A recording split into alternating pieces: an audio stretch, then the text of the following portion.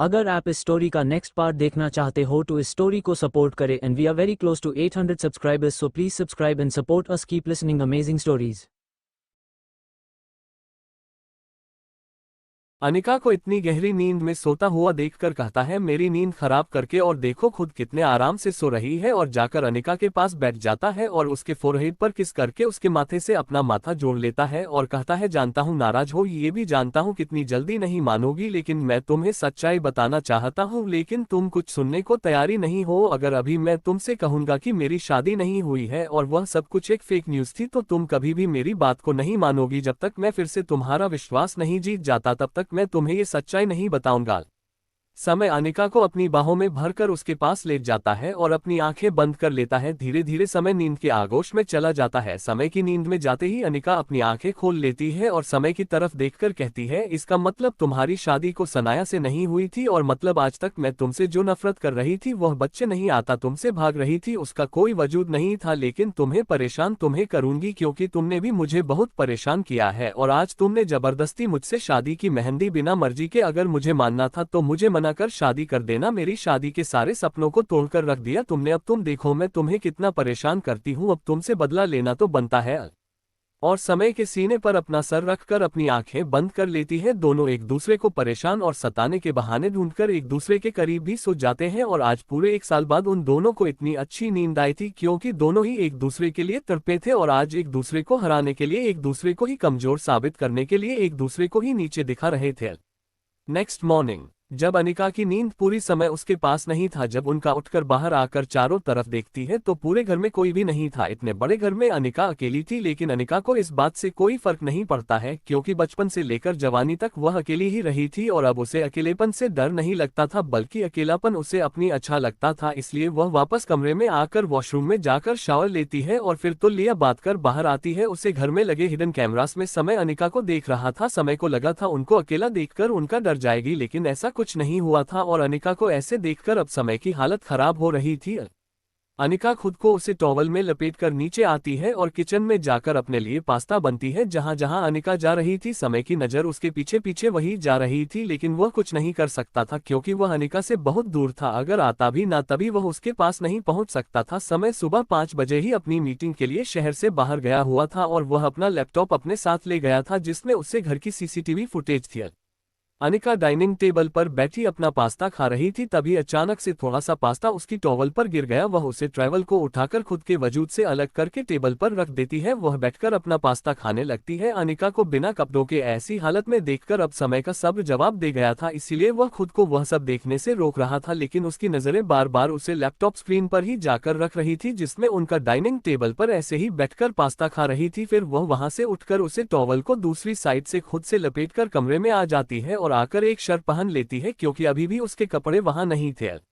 Black colour की shirt Anika की मजबूत को बहुत ही उपहार कर दिखा रही थी, क्योंकि अनिका उसे ब्लैक शर्ट में बहुत कयामत लग रही थी कि अब समय खुद को उसके पास आने से रोक नहीं पा रहा था। समय जल्दी अपनी मीटिंग फिनिश करता है और वहां से अपने घर के लिए निकल जाता है, लेकिन फिर भी समय को आते आते शाम हो गई थी। जब समय शाम को घर पहुंचता है तो देखा है घर बिल्कुल सुनसान पड़ा हुआ था, वहां कोई भी नहीं था। जब अपने कमरे में जाता है तो देखा है अनिका बेड पर सो रही थी और उसकी शर्ट उसके कमर से ऊपर थी। उसे इस हालत में देखकर समय खुद को कंट्रोल नहीं कर पाता और उसके ऊपर जाकर उसके फोटो को अपने कब्ज में ले लेता है। जब अनिका को सांस लेने में दिक्कत होती है तब जाकर वह अपनी आंखें खोलता है तो देखी है समय उसके ऊपर लेट उसके फोटो को चबा रहा था। अनिका अपने हाथों से समय को खुद के ऊपर से उठाने की कोशिश करती है, लेकिन समय अब पूरी तरीके से अनिका में खो चुका था। अब वह किसी भी कीमत पर अनिका को खुद से दूर नहीं जाने देना चाहता था, क्योंकि आज सुबह से जो उनका की हरकतें थी उसने समय के अंदर के उसे राक्षस को जगा दिया था, अब जो अनिका का शिकार करके ही शांत होने वाला था। समय अनिका को नहीं छोड़ता और एक हाथ डालकर उसे शर्ट के सारे बच्चों को तोड़कर उसके वजूद से अलग करके फेंक देता है। वही अनिका अब बिना किसी कपड़े के बिना किसी पहन के समय के सामने थी। समय अनिका के ऊपर से खड़ा होकर अपने कपड़े भी निकाल कर फेंक देता है। अनिका का बेड पे से उठकर भागने की कोशिश करती है तो समय उसे पकड़कर जबरदस्ती बेड पर पटक देता है और खुद उसके ऊपर आ जाता है और कहता है, सुबह से तुमने जो आज मेरे अंदर जताई है ना अब उसे बुझा होगी भी, तुम ही बीवी हो, मेरी फर्ज बनता है तुम्हें मुझे हर तरीके से सेटिस्फाइड करने का।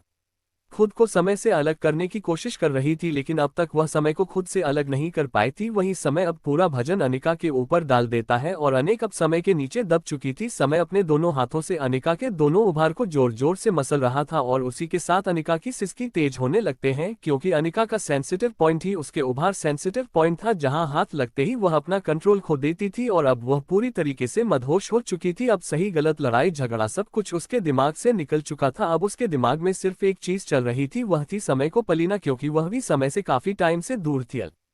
समय धीरे धीरे अनिका के होठों को छोड़कर उसकी गर्दन और क्लीवेज पर किस करने लगता है। उसके साथ ही वहां पर वह जोर से वाइट कर रहा था, जिससे लाल और नीले निशान उसके पूरे शरीर पर बनते जा रहे थे। तभी समय नीचे की शक्ल अनिका के एक उभार को अपने मुंह में भर लेता है और दूसरे को हाथ से जोर से प्रेस करता है, जिससे अनिका का जोर से मौन करने लगती है और समय तिरछी स्माइल देकर उसे उभार को अपने दांतों से काट लेता है।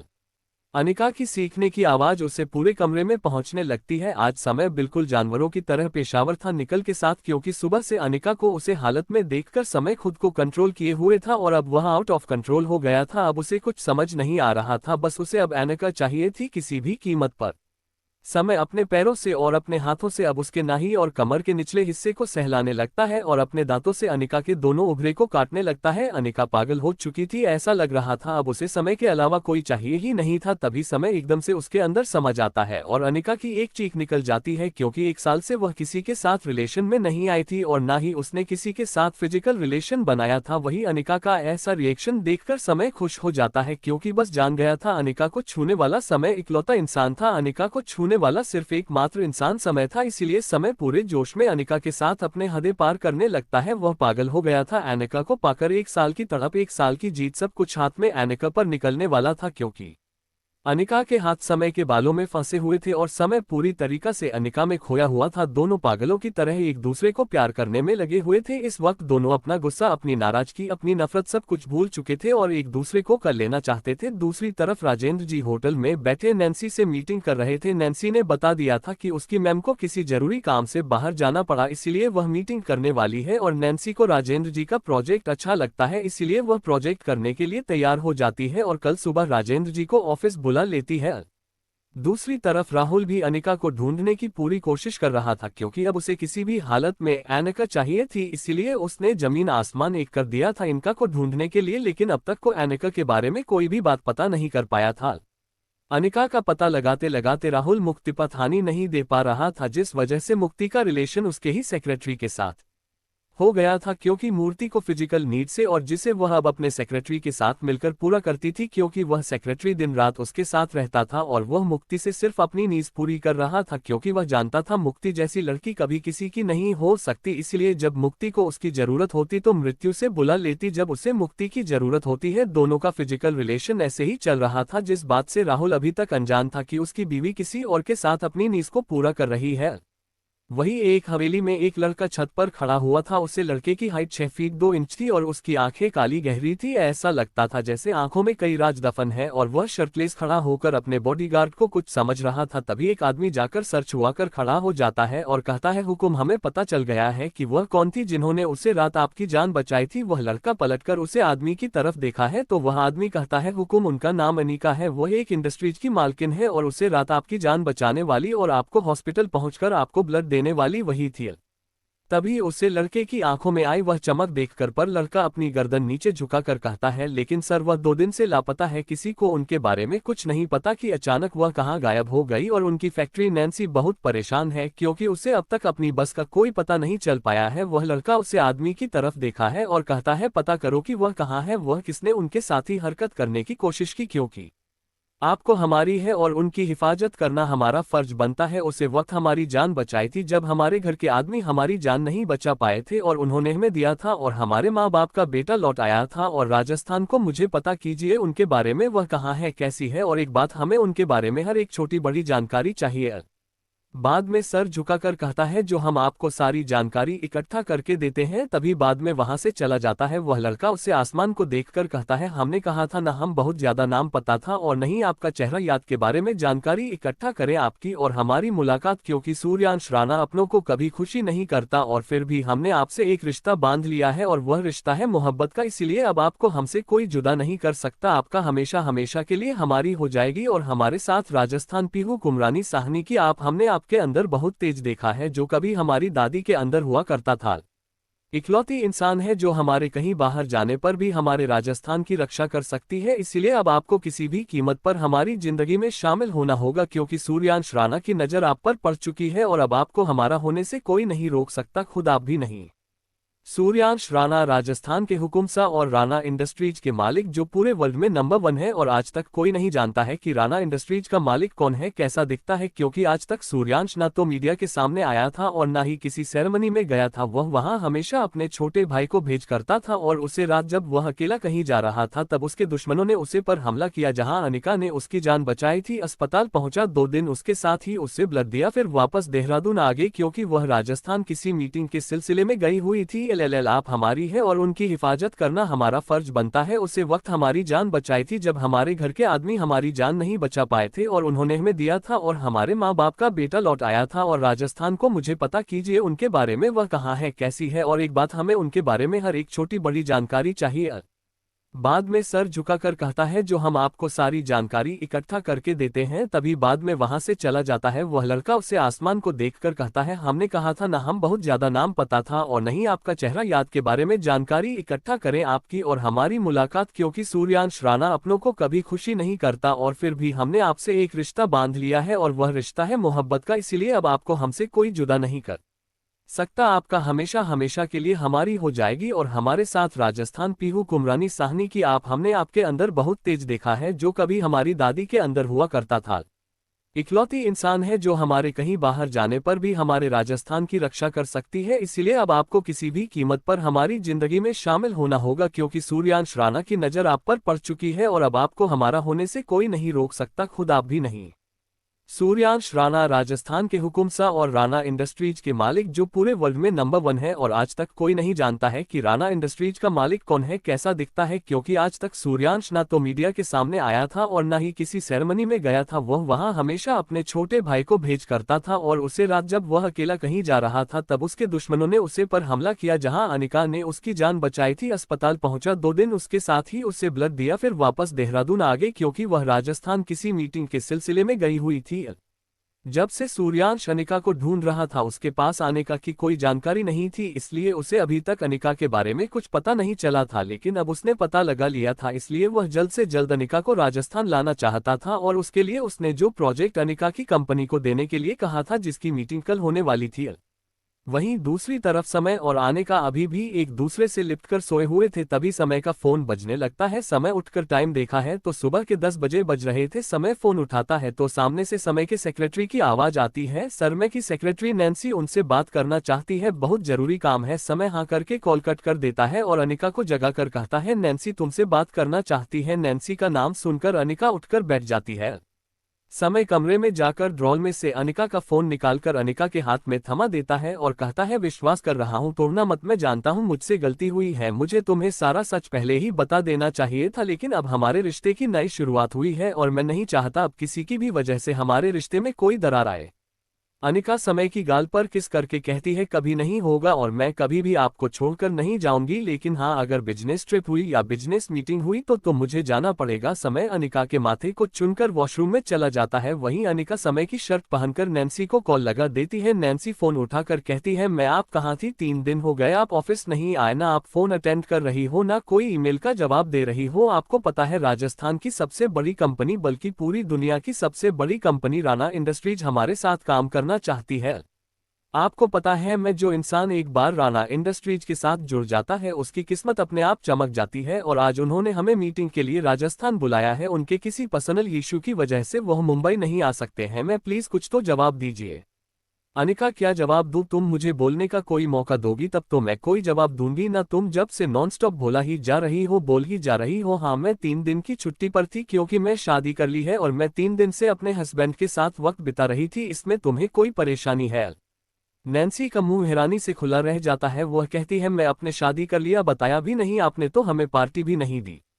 अनिका पार्टी तो मैं तुम्हें अभी भी दे सकती हूँ लेकिन पहले काम की बात करते हैं। लेकिन राणा इंडस्ट्रीज हमारी कंपनी में इतना इंटरेस्ट क्यों ले रही है, पता किया तुमने? नहीं, मैं हमने जो प्रेजेंटेशन उन्हें भेजी थी और जो इतिहास भेजे थे वह उन्हें बहुत पसंद आए। बस इसी की बेसिस पर वह हमसे मीटिंग करना चाहते हैं और इस मीटिंग में हर कोई इंसान, पूरी दुनिया का बिजनेसमैन शामिल होगा और उन्हें जिसकी प्रेजेंटेशन सबसे बेस्ट लगेगी वह उसी को ये प्रोजेक्ट देंगे। लेकिन मैं अगर यह प्रोजेक्ट हम साइन करते हैं तो हमें 6 महीने तक राजस्थान में रहना होगा। यह उनकी पहली शर्त है कि जो भी कंपनी अगर यहां आकर इस मीटिंग में शामिल होना चाहती है तो उन्हें पहले ही बता दिया गया है कि जिस भी कंपनी के साथ एक कॉन्ट्रैक्ट साइन होता है उसे 6 महीने राजस्थान में ही रहना होगा।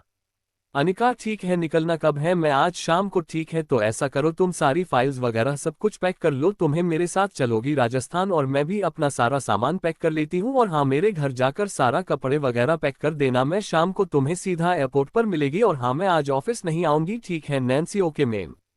तभी समय वॉशरूम से बाहर आता है तो अनिका बेड पर बैठी कुछ सोच रही थी। समय उसकी तरफ देखा है और कहता है क्या हुआ है? आने का कुछ नहीं, मुझे राजस्थान जाना होगा, मेरी एक मीटिंग है कल और अगर यह प्रोजेक्ट मुझे मिलता है तो मुझे 6 महीने राजस्थान में ही रहकर काम करना होगा क्योंकि यह राणा इंडस्ट्रीज का प्रोजेक्ट है।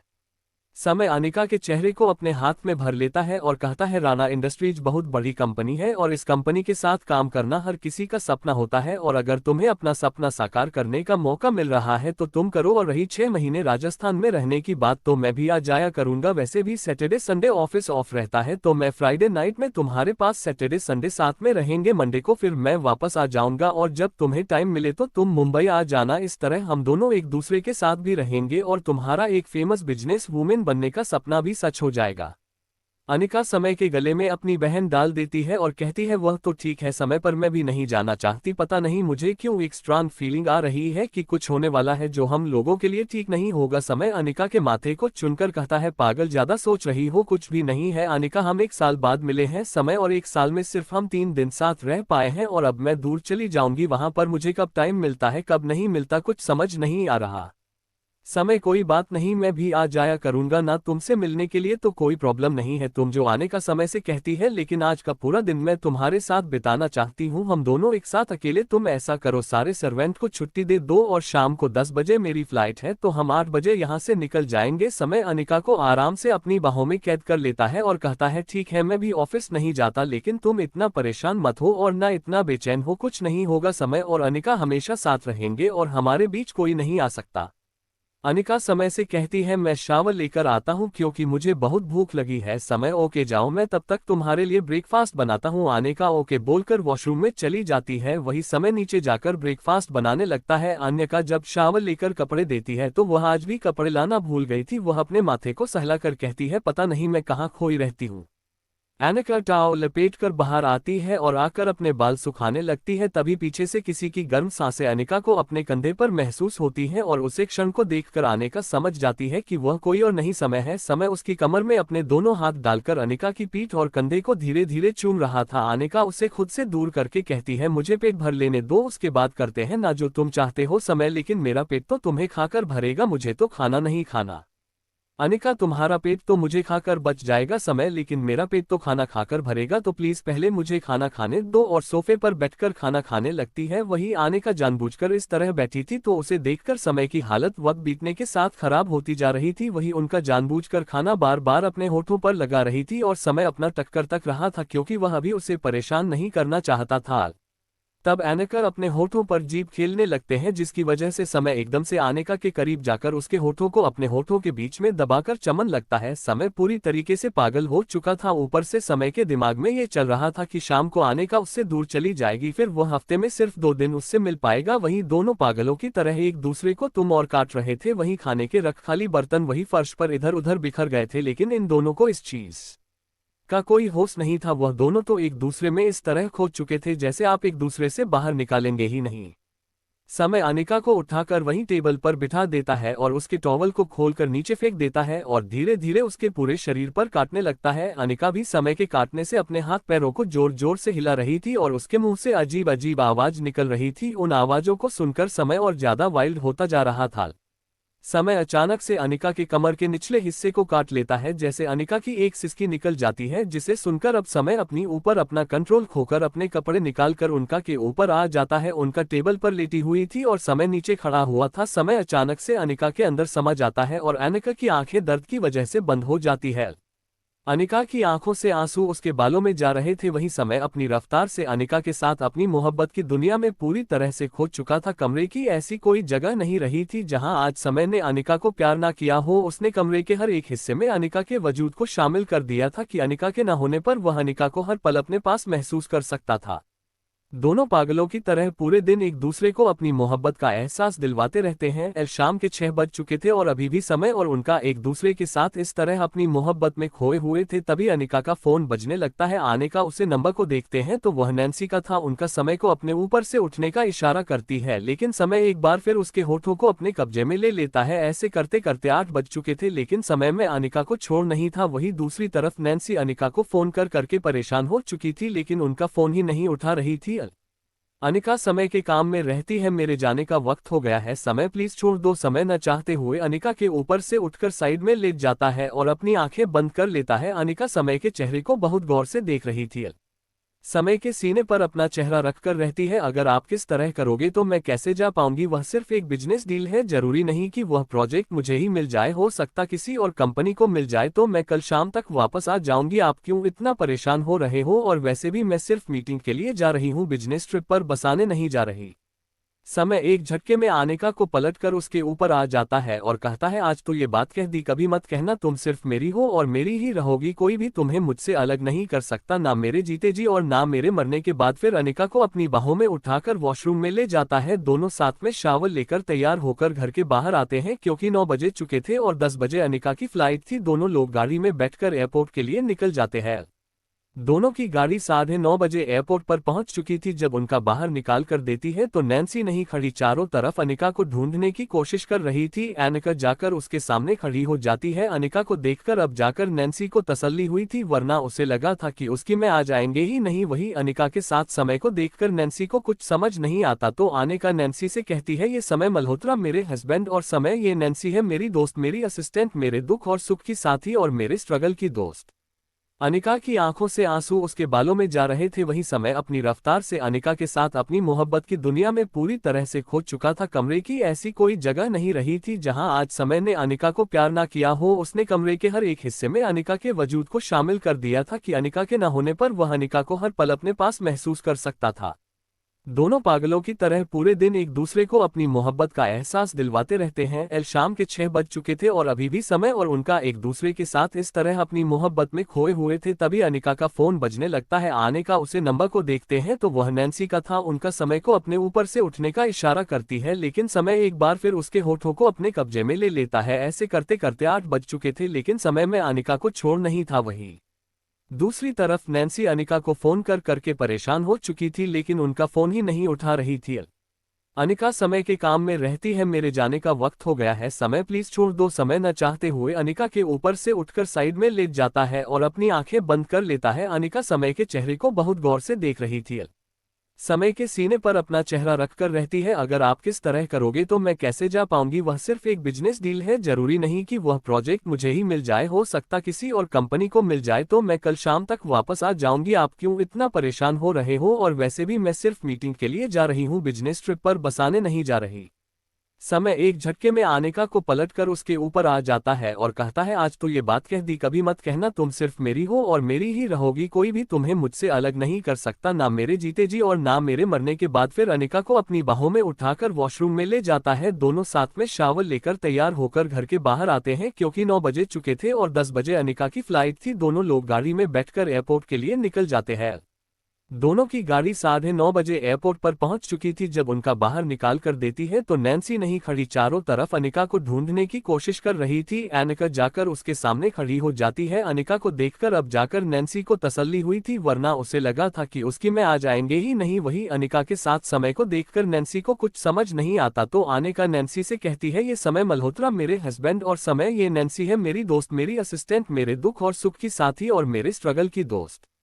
समय नैन्सी की तरफ हाथ बढ़ाकर कहता है, नैन्सी मैं अपनी अनिका को आपको सौंप रहा हूं, उसका ख्याल रखना और हर वक्त सही की तरह उसके साथ रहना। वह अपना ख्याल रखने में थोड़ा कच्ची है तो प्लीज आप उसका ख्याल रखेंगे और अगर यह आपकी बात नहीं मानती है तो आप मुझे कॉल कर देगा, यह मेरा कार्ड है, इसमें मेरा पर्सनल नंबर है। भाई नैन्सी और समय की बातें सुनकर अनिका समय को गुस्से में देखने लगती है। वही समय अनिका को इग्नोर करके नैन्सी से कहता है, तो मेरी बहन की तरह हो और अपना भी ख्याल रखना, ठीक है। समय की यह बात सुनकर अनिका के चेहरे पर मुस्कान आ जाती है। वही वह दोनों एयरपोर्ट के अंदर जाने लगती है तो समय अनिका का हाथ पकड़कर उसे खुद के करीब खींचकर गले लगाकर उसके माथे को चुनकर कहता है, ख्याल रखना बीवी, और सैटरडे को तो मैं ही जाऊंगा तुम्हारे पास। ओके, लव यू जान, आई लव यू टू। समय अनिका वहां से अंदर चली जाती है। समय तब तक अनिका को देखता रहता है जब तक अनिका फ्लाइट वहां से निकल नहीं जाती। उसके बाद समय वहां से सीधा ऑफिस चला जाता है क्योंकि अब उसका घर जाने का बिल्कुल मन नहीं था, क्योंकि उससे घर में अब उसकी अनिका जो नहीं थी।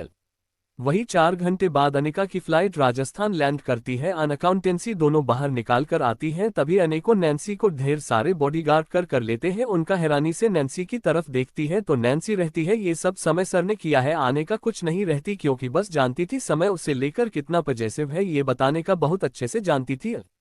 वहीं 2 लड़कियों के पीछे इतने सारे बॉडीगार्ड्स को देखकर सबकी नजर उसी तरफ चली जाती है। वहीं एक आदमी अनिका के आने के बाद सीधा फोन करता कहता है, हुकुम मैडम आ चुकी है, और उनके साथ ढेर सारे बॉडीगार्ड्स भी हैं और एक लड़की भी है। सूर्यांश कहता है, सूर्यांश राणा की मोहब्बत है, कमजोर तो हो ही नहीं सकती, और हाँ सही सलामत उन्हें हमारे होटल तक पहुंचा देना, क्योंकि अभी हम उनके सामने आएंगे तो वो 1000 तरह के सवाल करेंगे हमसे और अभी हम उन्हें राणा महल में भी नहीं रख सकते।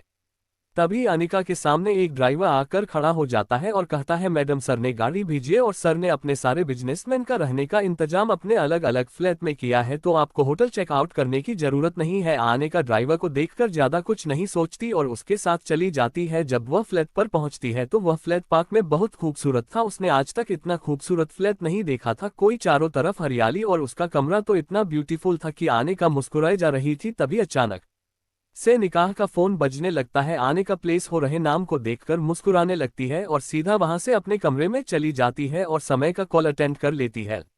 अनिका, आप क्या मेरे यहाँ पहुँचने का इंतजार कर रहे थे? अभी तक सोए नहीं आप? आपको पता है ना कितना टाइम हो रहा है? समय, तुम्हारे बिन नींद आएगी मुझे, मेरी माँ है, मेरा बिस्तर सब कुछ तो खाली है, तुम्हारे बिना ऐसा लग रहा है कि तुम अपने साथ साथ मेरी नींद, मेरा सुख, मेरा चैन सब कुछ अपने साथ ले गई हो। उनका बेड पर लेट जाती और कहती है, आपको पता है मुझे बहुत गर्मी लग रही है, राजस्थान में बहुत गर्मी है। समय, वीडियो कॉल करो मैं भी देखूं तुम्हें कितनी गर्मी लग रही है। अनिका अपने कमरे के गेट को लॉक करके समय को वीडियो कॉल लगा देती है और सामने स्टैंड पर लगाकर एक एक करके अपने सारे कपड़े निकलने लगती है। वही अनिका की हरकत देखकर समय की आंखें बड़ी बड़ी हो जाती है। समय अनिका से कहता है, देखो तुम आज से खेल रही हो, तुम जानती हो ना मुझे, फिर चाहे बिजनेस किया पहाड़ में, मैं अभी के अभी तुम्हारे पास पहुंच जाऊंगा और तुम्हारा वह हाल करूंगा कि तुम हफ्ते भर तक बिस्तर से कुछ नहीं पाओगी।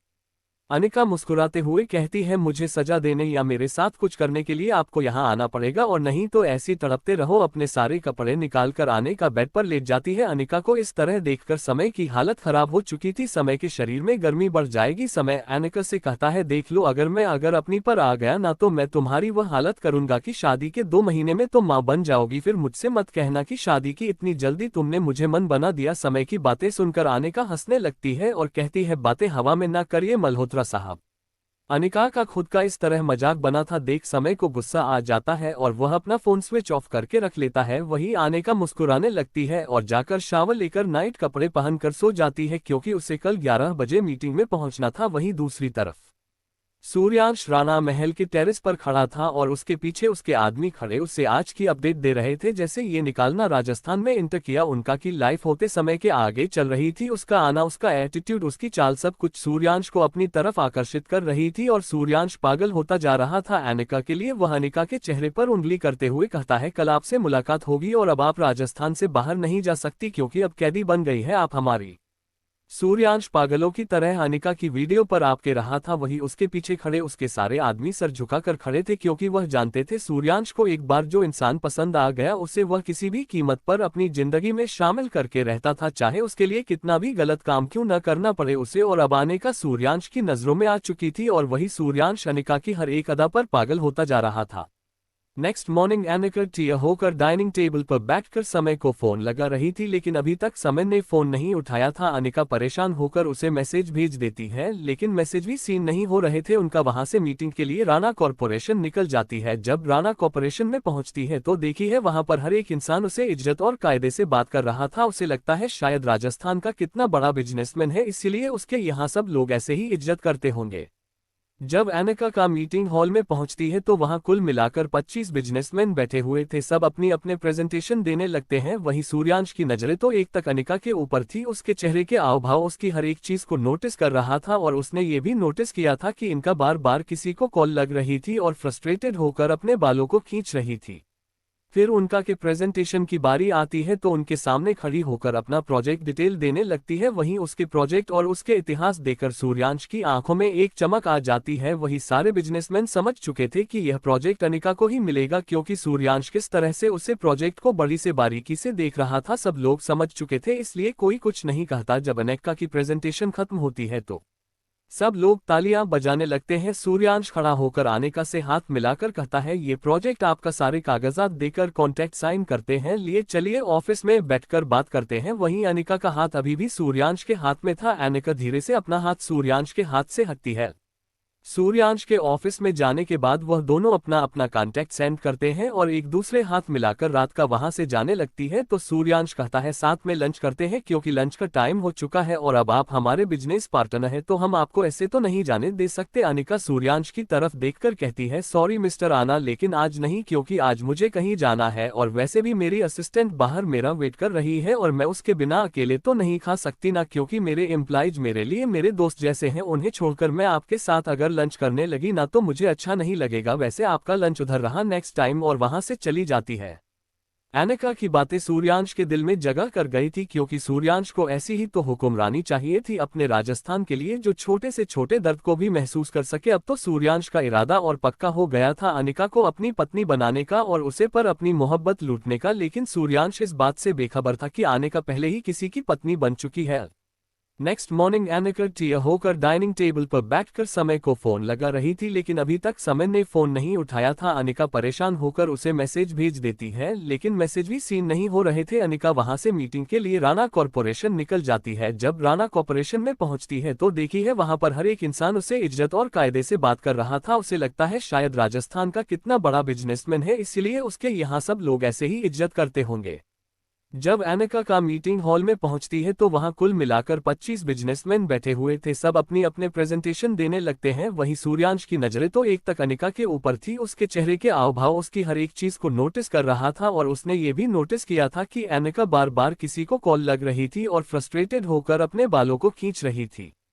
फिर उनका के प्रेजेंटेशन की बारी आती है तो उनके सामने खड़ी होकर अपना प्रोजेक्ट डिटेल देने लगती है। वहीं उसके प्रोजेक्ट और उसके आइडिया देखकर सूर्यांश की आंखों में एक चमक आ जाती है। वही सारे बिजनेसमैन समझ चुके थे कि यह प्रोजेक्ट अनिका को ही मिलेगा, क्योंकि सूर्यांश किस तरह से उसे प्रोजेक्ट को बड़ी से बारीकी से देख रहा था सब लोग समझ चुके थे, इसलिए कोई कुछ नहीं कहता। जब अनिका की प्रेजेंटेशन खत्म होती है तो सब लोग तालियां बजाने लगते हैं। सूर्यांश खड़ा होकर अनिका से हाथ मिलाकर कहता है, ये प्रोजेक्ट आपका, सारे कागजात देकर कॉन्ट्रैक्ट साइन करते हैं, लिए चलिए ऑफिस में बैठकर बात करते हैं। वहीं अनिका का हाथ अभी भी सूर्यांश के हाथ में था। अनिका धीरे से अपना हाथ सूर्यांश के हाथ से हटती है।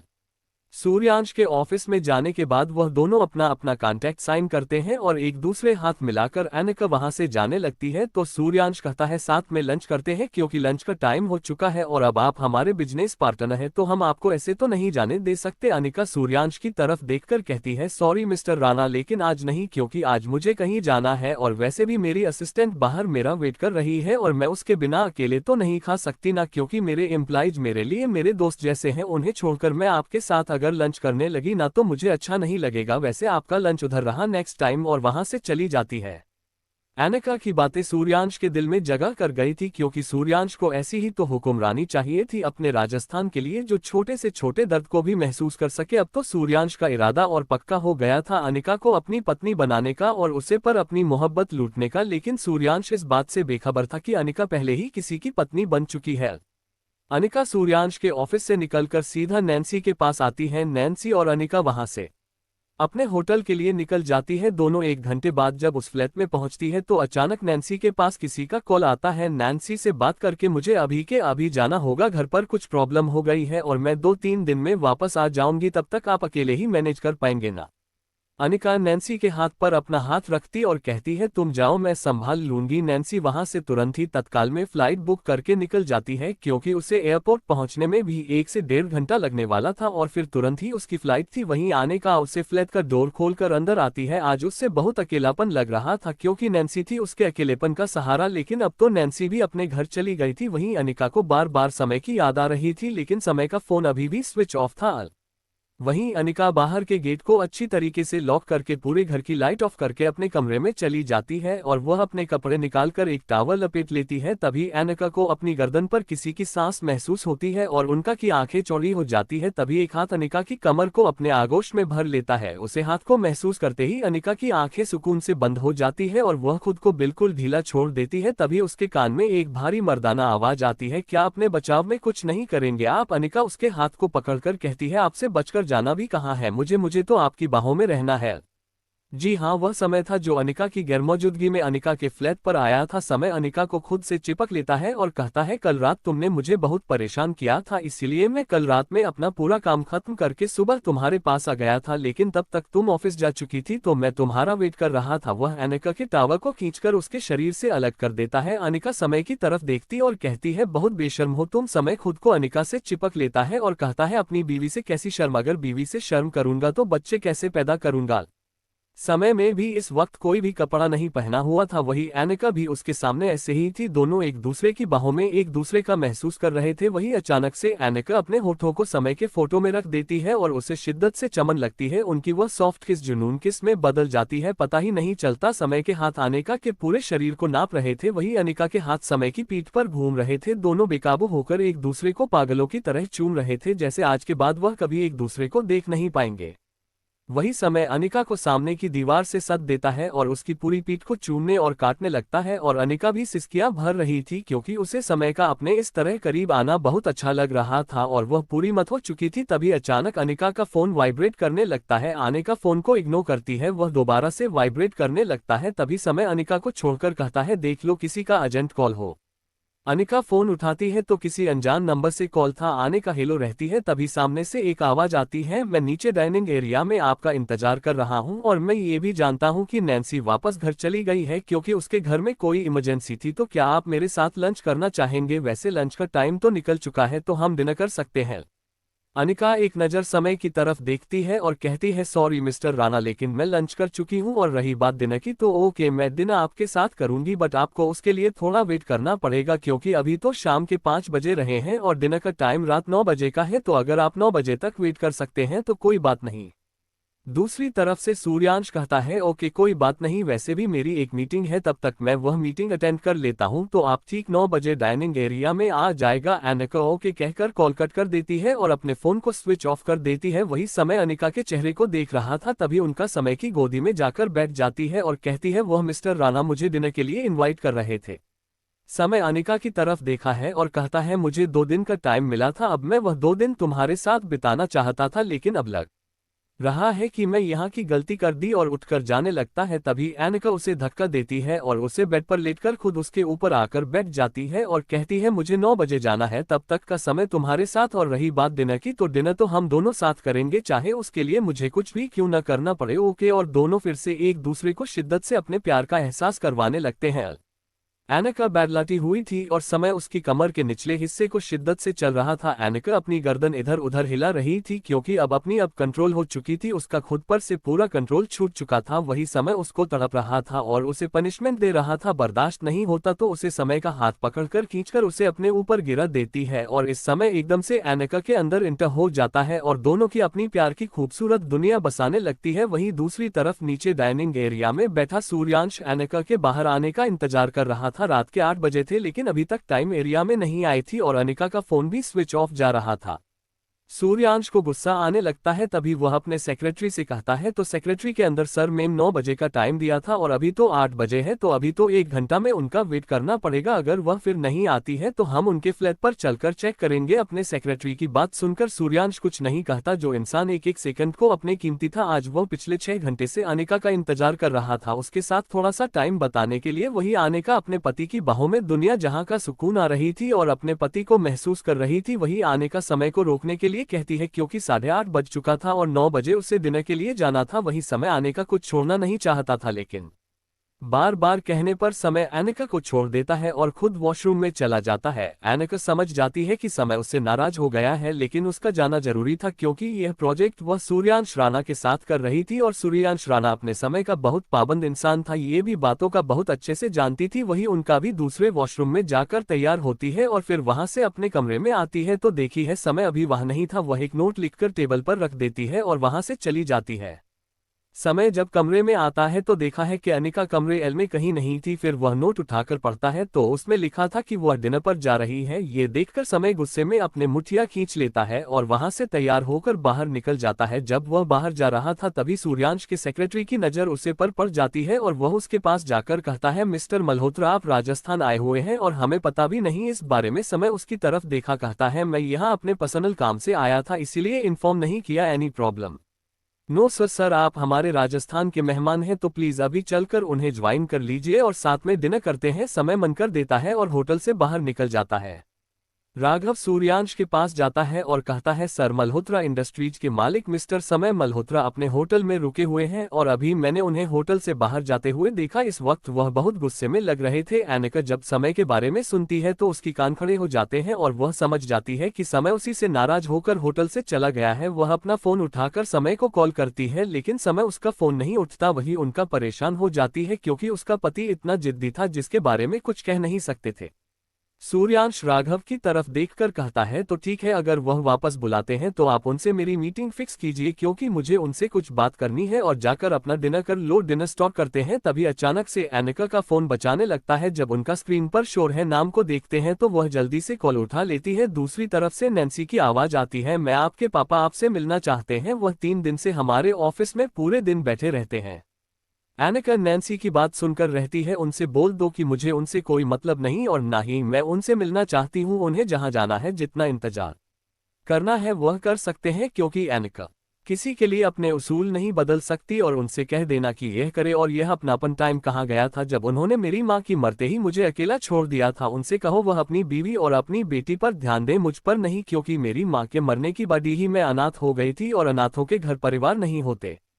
सूर्यांश जो अनिका की सारी बातें सुन रहा था उसे भी अनिका के दर्द का एहसास हो जाता है लेकिन वह कुछ नहीं कहता। तभी उनका सूर्यांश के पास आती है और कहती है सॉरी मिस्टर राणा, लेकिन मुझे जाना होगा, मेरा मन बिल्कुल नहीं है। तो हम सो सॉरी, कोई बात नहीं है जी, आप जा सकती हैं, मैं समझ सकता हूँ आपका दर्द को, लेकिन आपकी बात कीजिए। अपने कमरे की तरफ चली जाती है। जब कमरे में पहुंचती है तो कमरे में सारा सामान इधर उधर बिखरा पड़ा था। उनका समझ जाती है कि समय ने गुस्से में ही यह सारा सामान फेंक दिया है। सांस लेती है और समय को कॉल करती है लेकिन समय उसका कॉल नहीं उठाता। फिर वह उसे मैसेज करती है, समय मैसेज पढ़ लेता है लेकिन उसका कोई रिप्लाई नहीं देता। और भाई भी जंगल में अपनी गाड़ी पर लेटा हुआ समय अपनी फोन को देख रहा था जिस पर अभी भी अनिका का कॉल आ रहा था।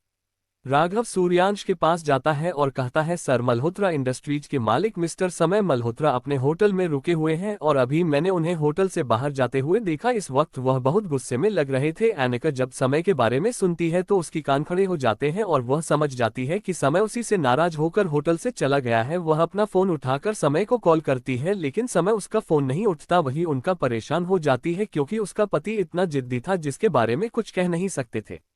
सूर्यांश राघव की तरफ देखकर कहता है तो ठीक है, अगर वह वापस बुलाते हैं तो आप उनसे मेरी मीटिंग फिक्स कीजिए, क्योंकि मुझे उनसे कुछ बात करनी है। और जाकर अपना डिनर कर लो। डिनर स्टॉप करते हैं, तभी अचानक से एनिका का फोन बजाने लगता है। जब उनका स्क्रीन पर शोर है नाम को देखते हैं तो वह जल्दी से कॉल उठा लेती है। दूसरी तरफ से नैन्सी की आवाज आती है, मैं आपके पापा आपसे मिलना चाहते हैं, वह 3 दिन से हमारे ऑफिस में पूरे दिन बैठे रहते हैं। एनिका नैन्सी की बात सुनकर रहती है, उनसे बोल दो कि मुझे उनसे कोई मतलब नहीं और ना ही मैं उनसे मिलना चाहती हूँ। उन्हें जहाँ जाना है, जितना इंतजार करना है वह कर सकते हैं, क्योंकि एनिका किसी के लिए अपने उसूल नहीं बदल सकती। और उनसे कह देना कि यह करे। और यह अपनापन टाइम कहाँ गया था जब उन्होंने मेरी माँ की मरते ही मुझे अकेला छोड़ दिया था। उनसे कहो वह अपनी बीवी और अपनी बेटी पर ध्यान दे, मुझ पर नहीं, क्योंकि मेरी माँ के मरने की बाद ही मैं अनाथ हो गई थी और अनाथों के घर परिवार नहीं होते।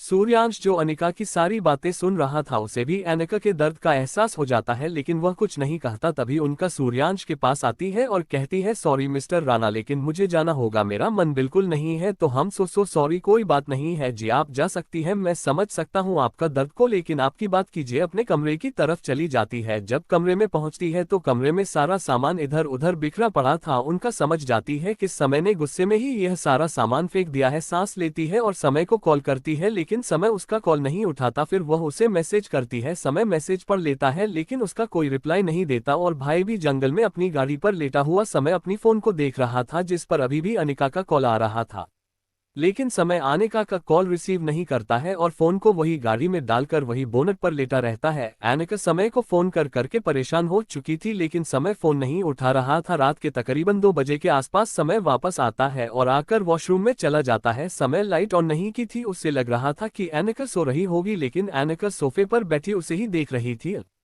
समय वॉशरूम से निकलने के बाद कपड़े पहनता है और तैयार होकर बाहर निकलने लगता है। फिर एक चिट उठाकर उसे पर कुछ लिखकर वही रख देता है। जब वह कमरे से बाहर जा रहा होता है तभी अचानक से कमरे की लाइट ऑन हो जाती है। जब समय पीछे पलट कर देखता है तो सोफे पर अनिका बैठी थी और इस वक्त गुस्से में उसका पूरा चेहरा लाल पड़ रहा था और उसकी आंखें खून की तरह थी। ऐसा लग रहा था जैसे वह अपने गुस्से को कंट्रोल करने की कोशिश कर रही थी।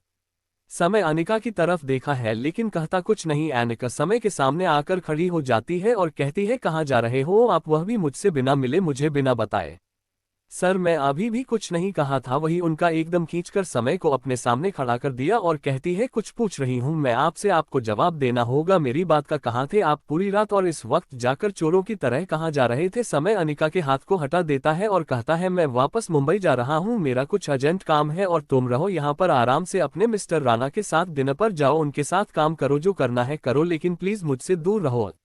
अनिका हैरानी से समय के चेहरे को देख रही थी, उसके चेहरे पर कोई भी भाव नहीं था। वहीं अनिका गुस्से में कहती है, ठीक है जाना चाहते हो ना जाओ, लेकिन जाने से पहले मेरी एक बात सुन लेना, तुम अगर आज तुम यहाँ से चले गए तो तुम मुझे हमेशा के लिए खो दोगे, मैं फिर कभी तुम्हारे पास वापस नहीं आऊंगी, मैं हमेशा के लिए राजस्थान में ही रह जाऊंगी और तुम मुझे कभी ढूंढ नहीं पाओगे। समय अचानक से अनिका के दोनों हाथों को पकड़कर दीवार से लगा देता है और कहता है, बहुत जवान चलने लगी है ना तुम्हारी, तुम अच्छे से जानती हो कि मुझे ये सब पसंद नहीं है, फिर भी तुम मेरे आगे फालतू की बकवास किए जा रही है। अनिका भी समय के हाथों को झटक देती है और कहती है, क्यों, गुस्सा आपको ही आ सकता है, किसी और को गुस्सा नहीं आ सकता।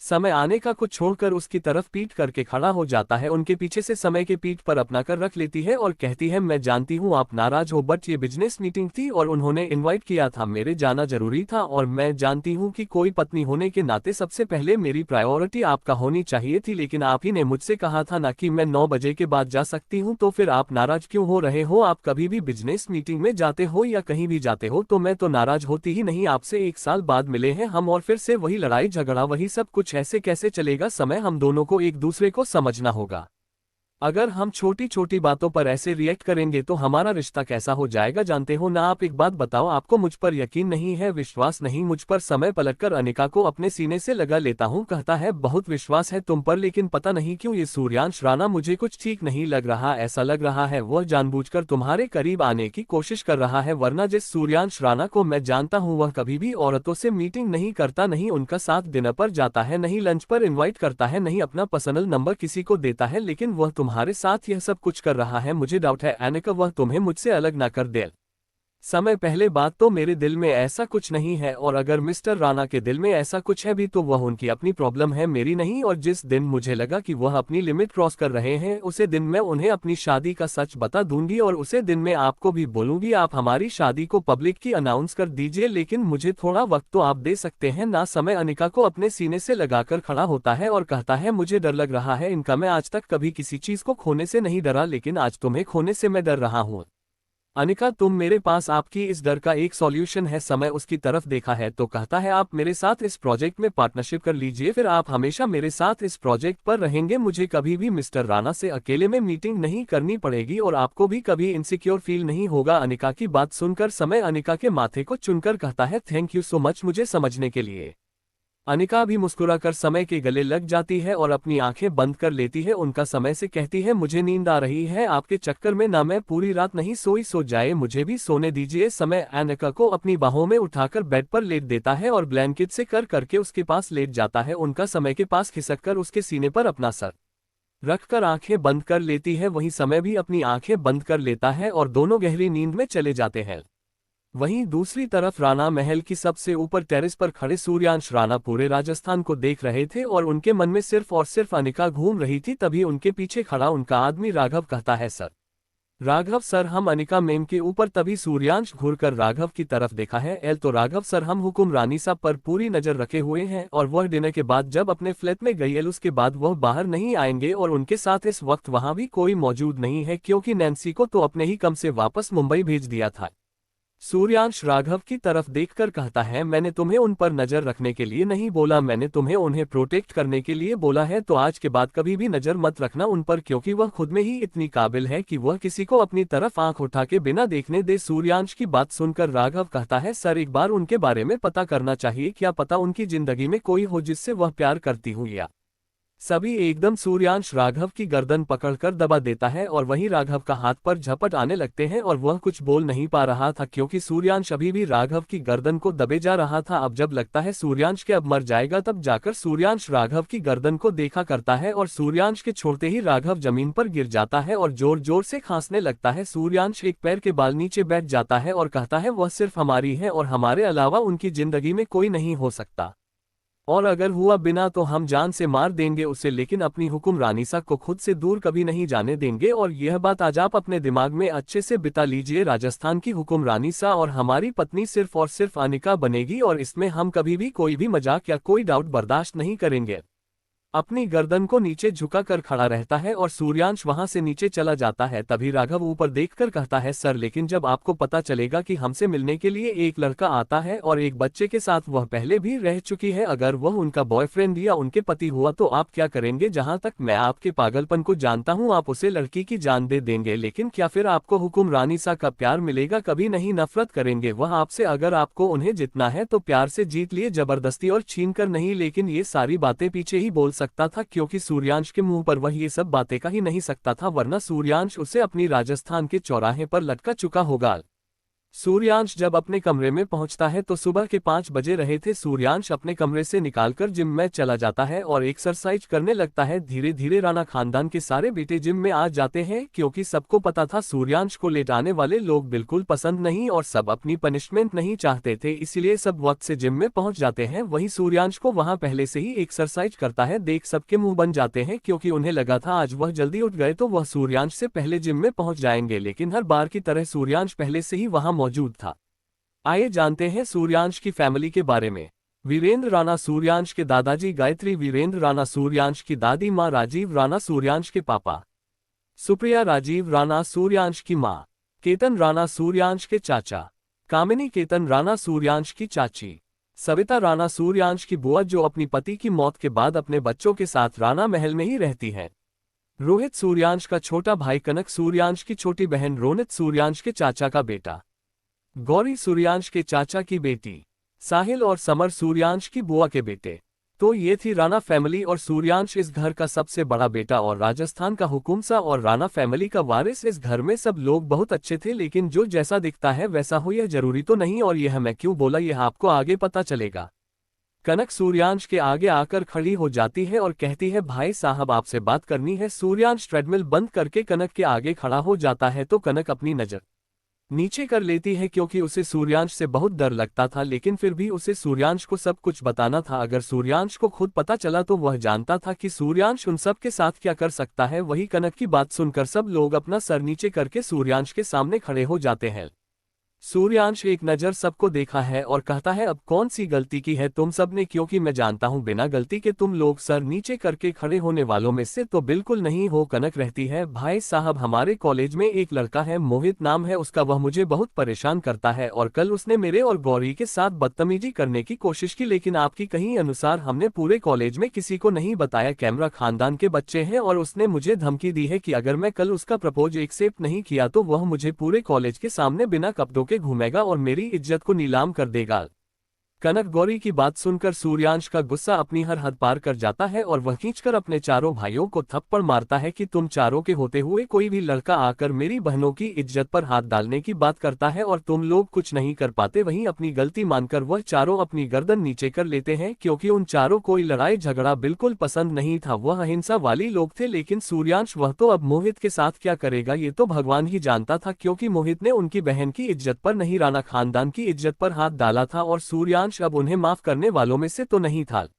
वही थोड़ी देर बाद समय भी उठकर अपने कमरे की तरफ चला जाता है। तभी समय के जाने के बाद सब लोग हंसने लगते हैं तो काव्यांश कहता है, आपको पता है भाई भाभी को कितना परेशान कर रहे थे, बेचारी भाभी बहाना बनाकर। तभी सब लोग दूसरे एकदम मुस्कुराने लगते हैं। तभी अनय कहता है, लेकिन अब भाभी को कौन बचाएगा। सब वैसे हंसते मुस्कुराते हुए अपने अपने कमरे की तरफ चले जाते हैं। वही समय कमरे में आने के बाद गेट को अच्छी तरह लॉक करके वॉशरूम के गेट के पास खड़ा हो जाता है और अपने फिंगरप्रिंट से वॉशरूम के गेट को खोलकर अंदर जाता है। अभी तक आरजू को पता नहीं था कि समय अंदर आ चुका है। वही समय दीवार से टककर खड़े होकर आरजू को देख रहा था। आरजू नहाने में इतना बिजी थी, उसे ही नहीं था कि कब का समय उसके करीब आकर खड़ा हो गया। वही समय जब अपने हाथों को आरजू की कमर पर लपेट है तब जाकर आरती को एहसास होता है।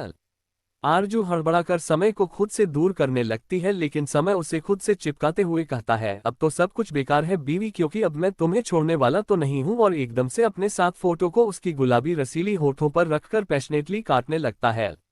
आरजू समय को खुशी अलग करने की कोशिश कर रही थी, लेकिन उसकी सारी कोशिश समय की पकड़ के आगे बेकार थी। जैसे जैसे समय के हाथ आरजू की बॉडी पर चल रहे थे वैसे वैसे आरजू की बॉडी रिएक्ट कर रही थी। आरजू भी अब धीरे धीरे समय का साथ देने लगती है। आरजू का साथ पाकर समय और ज्यादा वाइल्ड हो जाता है। शावर के पानी के नीचे दोनों लोग ठीक रहे थे। अर्जुन ने पहना था, लेकिन समय भी इस वक्त बिना कपड़ों की आंखों के पीछे खड़ा था। उसके अंदर समा जाता है और बहुत ही वाइल्ड लाइफ आरजू के साथ प्यार होने लगता है। आरजू की सांसों की आवाज पूरे वॉशरूम में पूछ रही थी। वही समय के तेज चलती शासन की आवाज भी। 2 घंटे वॉशरूम में आरजू के साथ इंटीमेट होने के बाद समय आरजू को गोदी उठाकर बेड पर लाकर लेट देता है और फिर से ऊपर जाकर उसके अंदर समा जाता है। आरजू समय को रोकने की कोशिश करती है, लेकिन समय रुकने को तैयारी नहीं था। ऐसा लग रहा था जैसे शेर की मुझे खून लग जाता है ना, वैसे ही समय की थी। अब समय आरजू को किसी भी कीमत पर छोड़ने वाला नहीं था। आरजू स्ट्रगल करना बंद कर देती है तो समय भी अब थोड़ा सॉफ्ट हो जाता है, लेकिन वह अभी भी आरजू के अंदर ही था। वैसे ही उसके ऊपर लेट गए, उसकी फोटो को शिद्दत से चुने और काटने लगता है। आरजू थोड़ा सा चेहरा सेट करके कहती है, क्या चाहते हो तुम। समय उसकी गर्दन में काटते हुए कहता है, तुम बस ऐसे ही मेरे नीचे हो और कुछ नहीं चाहता।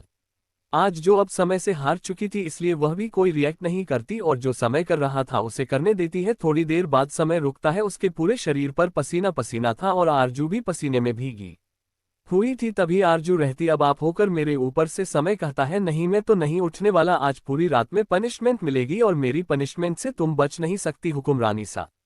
आरजू समय के कान में रहती है, अगर आपने मुझे ज्यादा परेशान किया ना तो कल से आपके कमरे से बाहर सोना पड़ेगा हुक्म सा। लेकिन समय आरजू की कोई बात नहीं मानता है और वह उसके साथ वह सब कुछ करता रहता है जो वह करना चाहता था। अब अर्जुन ने भी स्ट्रगल करना बंद कर दिया है, क्योंकि वह जानती थी जब तक समय का मन नहीं होगा समय उसे नहीं छोड़ेगा। नहीं, दूसरी तरफ आने अपने कमरे में बैठा हुआ था और आने की आंखों के सामने बार बार कॉलेज वाली लड़की का चेहरा आ रहा था। बस समझ चुका था कि उसे लव एंड हॉट साइट हो गया है, लेकिन अभी वह इतना कन्फर्म नहीं था, इसलिए उसे अभी थोड़ी दूरी बनाकर रखती थी।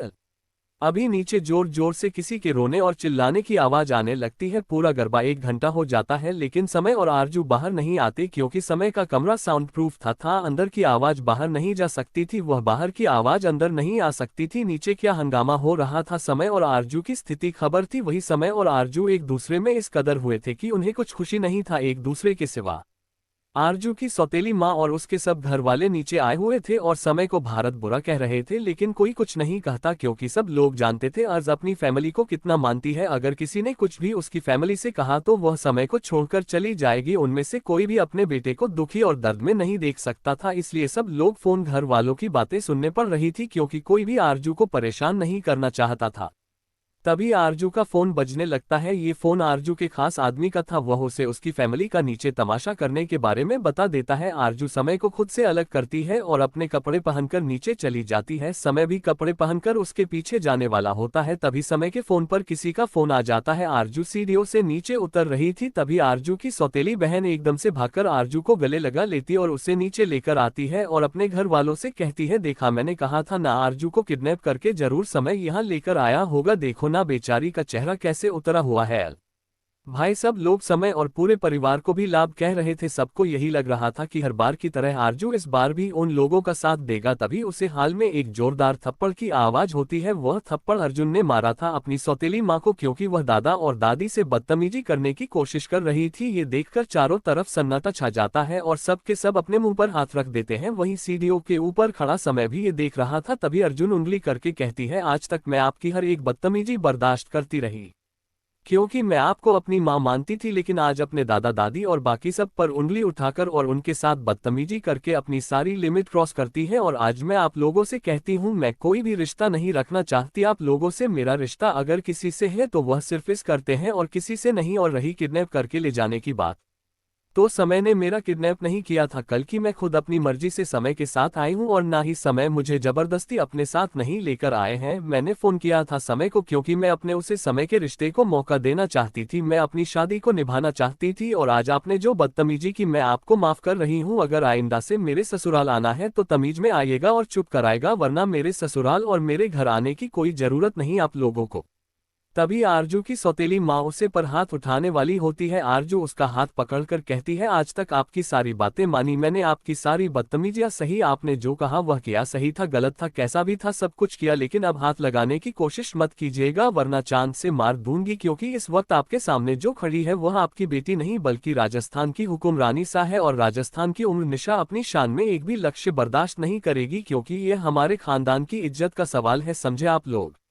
पूरा का पूरा परिवार हैरानी से आरजू को देख रहा था और अगर सबसे ज्यादा हैरान परेशान कोई था तो वह समय था, क्योंकि एक बार समय ने आरजू की बहन से ऊंची आवाज में बात कर दी थी, जिसकी आवाज में ने उसे अपना हर रिश्ता तोड़ने की कोशिश की थी, लेकिन समय ने उसे ऐसा करने नहीं दिया। आज वही आरजू समय के लिए अपने परिवार से रिश्ता तोड़ रही थी और उन सबको बुरा कह रही थी। दादा दादी की बेइज्जती करने पर उसने अपनी माँ को थप्पड़ मार दिया था। ये बात सोचकर और जानकर समय के दिल में अब आरजू के लिए जो थोड़ा बहुत शक रह गया था वह भी दूर हो जाता है।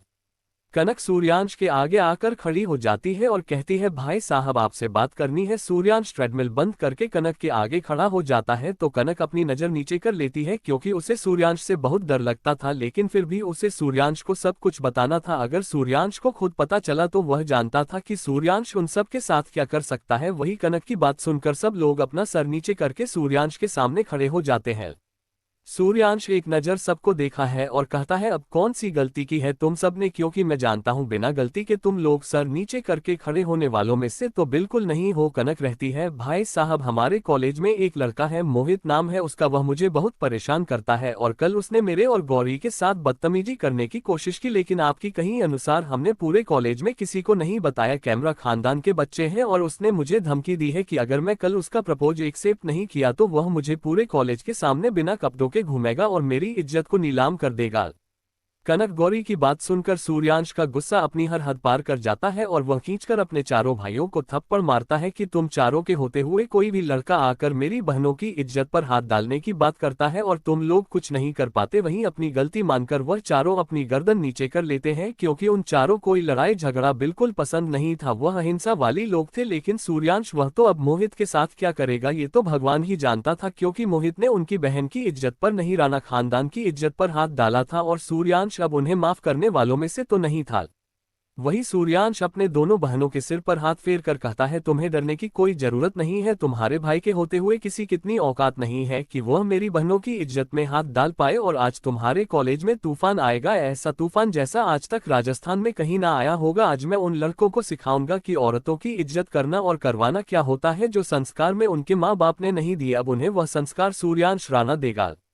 कनक सूर्यांश के गले लग जाती है और गौरी भी दोनों अपने भाई के गले लगा कर रोने लगती है, क्योंकि वह दोनों सच में कल डर चुकी थी कि अगर उनके साथ कुछ हो गया तो कैसे जिएंगे, कैसे क्या करेंगे। लेकिन नहीं, आज सूर्यांश का साथ पाकर और उसका प्यार भरा स्पर्श पाकर वह दोनों हर एक जंग के लिए तैयार थी। तभी सूर्यांश उन दोनों के बालों को सहला कर कहता है, दोनों लोग तैयार हो जाओ, तुम दोनों मेरे साथ कॉलेज जाओगी और मैं भी देखता हूँ आज किसकी माँ ने इतना दूध पिलाया है जो राणा खानदान की बेटियों की इज्जत पर हाथ डालेगा।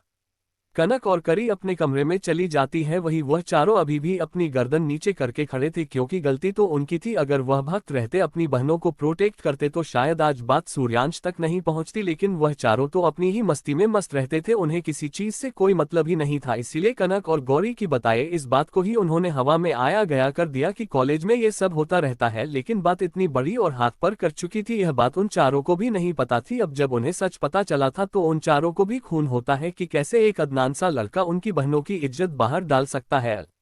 कनक और गौरी तैयार होकर नीचे आती है तो सूर्यांश अभी भी हाल में खड़ा था। उन दोनों के आते ही सूर्यांश घर से बाहर निकल जाता है और अपनी गाड़ी में बैठ जाता है। वह दोनों भी सूर्यांश के साथ उसकी गाड़ी में बैठ जाती है। उधर वह चारों भाई अलग गाड़ी में बैठकर कॉलेज के लिए रवाना हो जाते हैं। वहीं आने वाले हाथ खतरे से अनजान कॉलेज में इस वक्त मस्ती मजाक का माहौल था।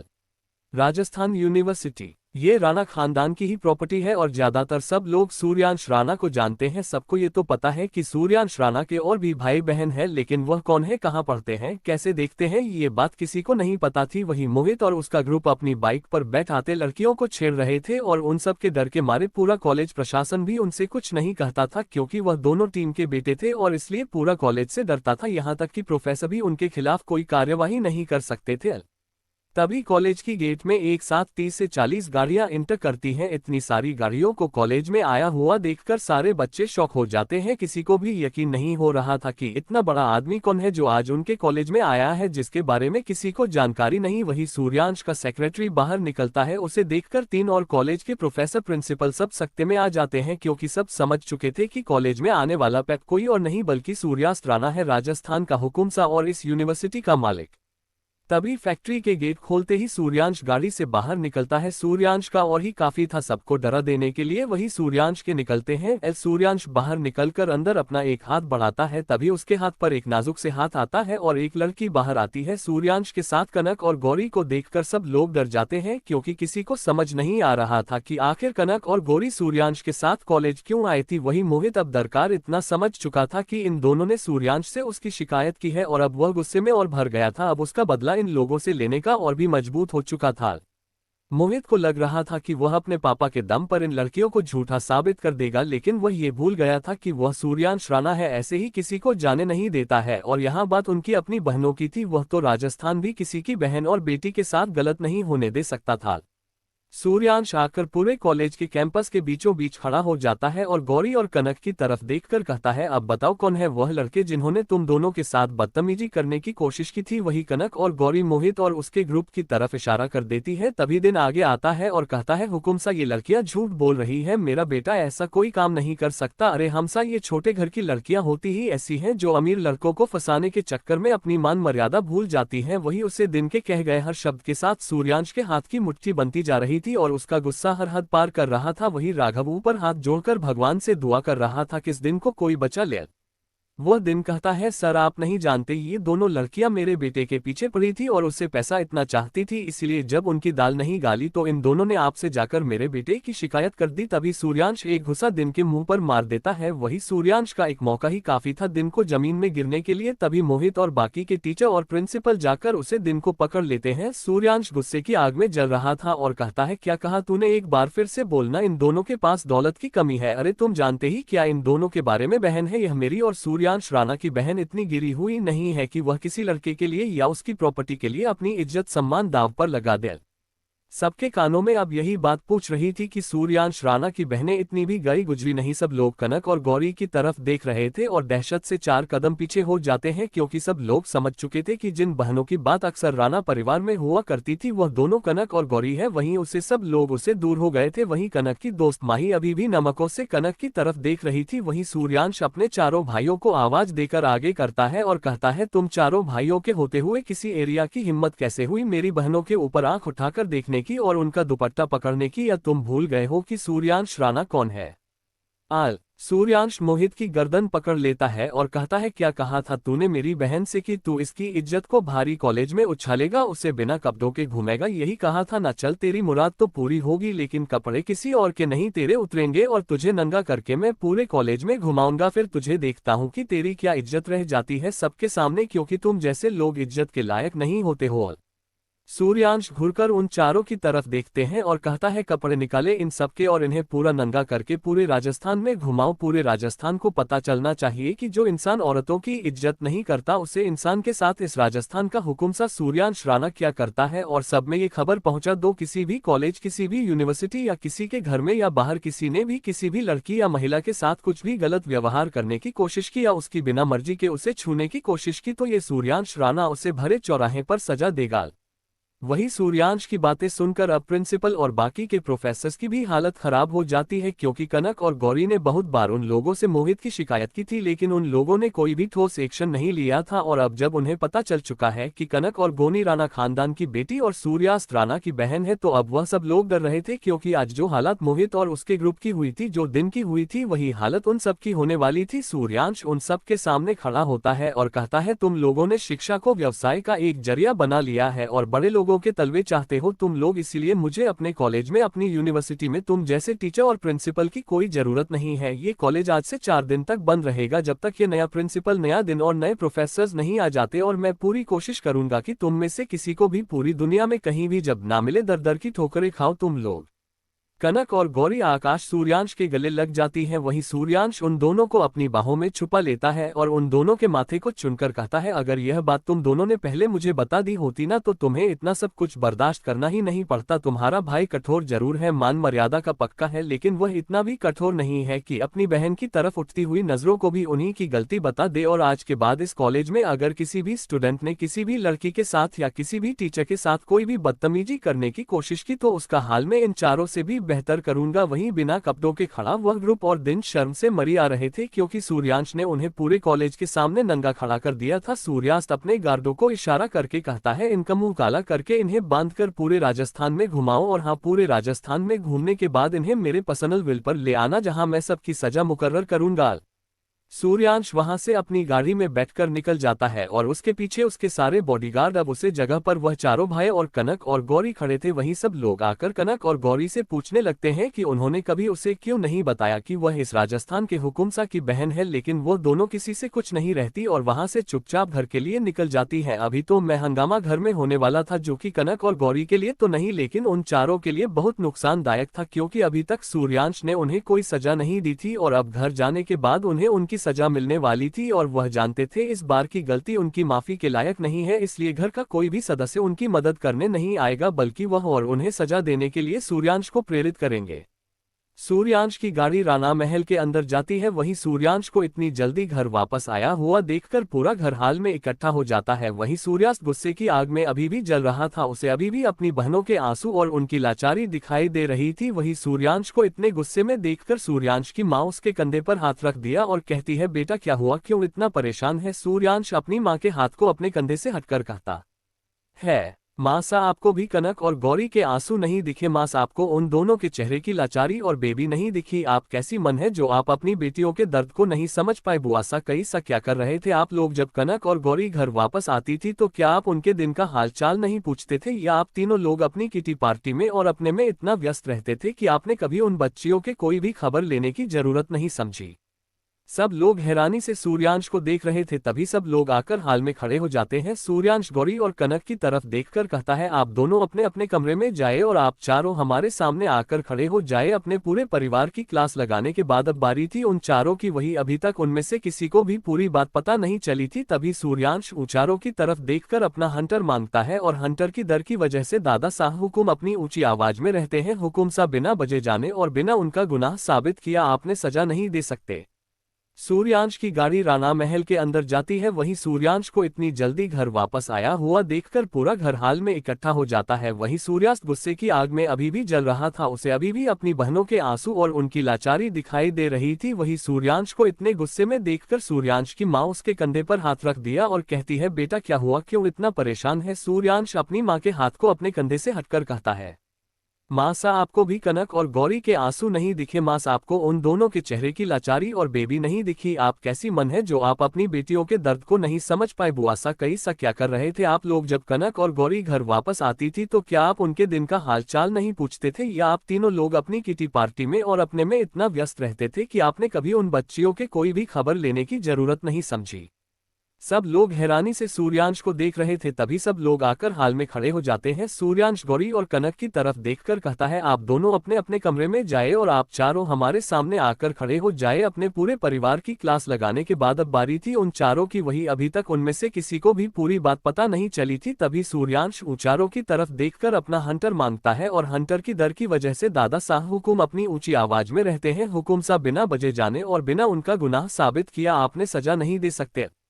होटल समय और अनिका एक दूसरे को बाहों में भर लेते थे। समय अनिका के फोरहेड को चूम कर कहता है, मुझे आज शाम वापस जाना होगा क्योंकि कल मॉर्निंग में मेरी बहुत जरूरी मीटिंग है और उसके बाद फिर मैं सैटरडे को ही आऊंगा और तुम अपना ख्याल रखना है। स्पीच आने का समय के सीने में अपना चेहरा छुपा लेती है और कहती है, समय प्लीज आप मत जाओ ना, मेरे पास ही रुक जाओ। समय जाना तो मैं भी नहीं चाहता बीवी, लेकिन सन जरूरी है। अगर इतना जरूरी नहीं होता तो मैं तुम्हें छोड़कर कहीं नहीं जाता, और अगर तुम्हें 1-2 दिन का गैप मिले तो तुम मुंबई आ जाना।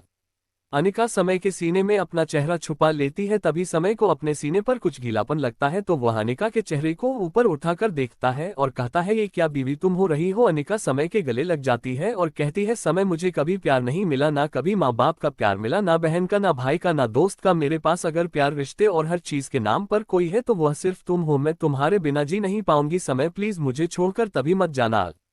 समय उठकर बैठ जाता है और अनिका को अपनी बाहों में भरकर अपनी गोदी में बिठा लेता है और धीरे से उसके माथे को, चेहरे को चुनकर कहता है, समय का अनिका के बिना कोई नहीं, जैसे अनिका का समय के बिना कोई नहीं। अनिका, मेरे पास रिश्तों के नाम पर तो बहुत रिश्ते हैं, लेकिन अपने और सच्चे रिश्ते मेरे पास सिर्फ एक है और वह तुम हो। मेरे अपनों ने मुझे धोखा दिया है यानी का, और ऐसा धोखा जिसे खाने के बाद में कभी उसे घर में नहीं गया। नफरत हो गई मुझे उस घर वालों से।